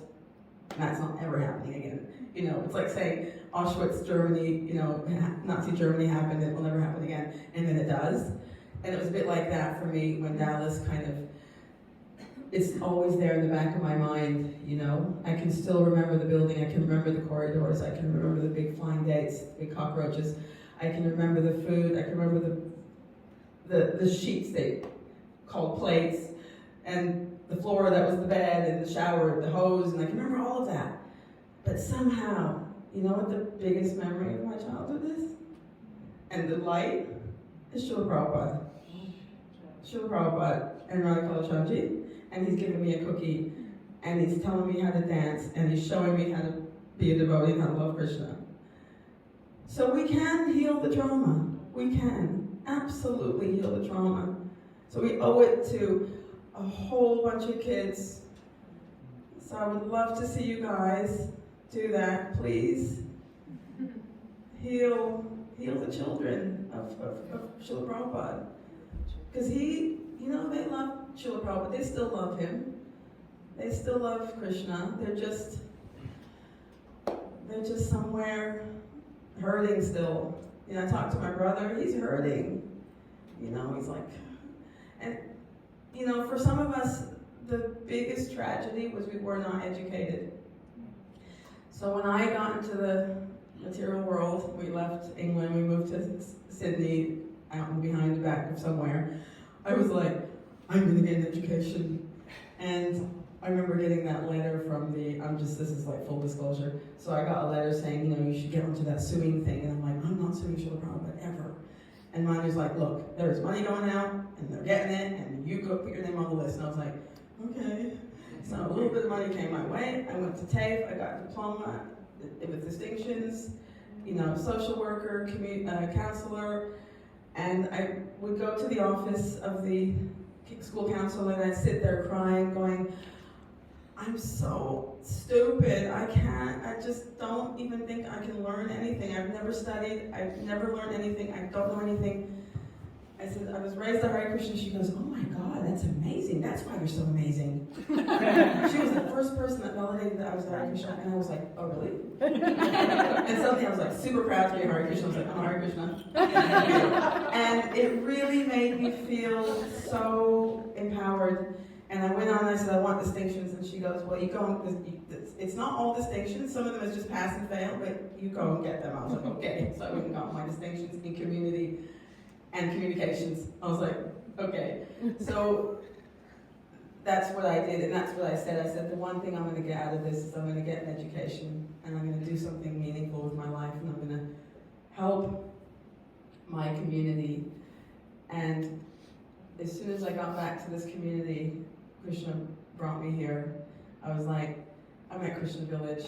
You know, I get all kinds of people, and I get to be there, and I get to support them, and most importantly, I get to tell them about Krishna. And they all leave the place and they're like, there's something really special about the place. And I'm thinking, it's not the accommodation. It's not that. And I'm like, it's Krishna. And they're like, oh yeah, that's right, it's Krishna. So that ultimately, in my life and in my personal circumstances, Krishna and Srila Prabhupada have been my greatest therapists and my greatest support and my greatest love. And, you know, I know wherever I go from here, this life, I'm going to go somewhere and I'm going to know them.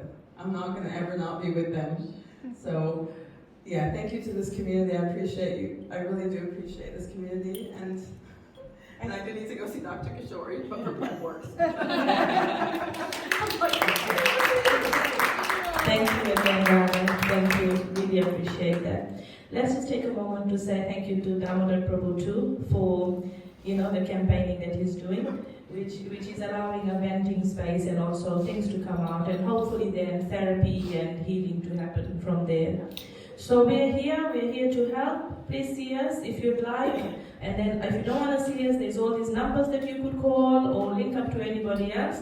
And thank you very much for being here and taking the time out. Our hope is that the grapevine effect and the ripple effect is going to take this further. Haribol.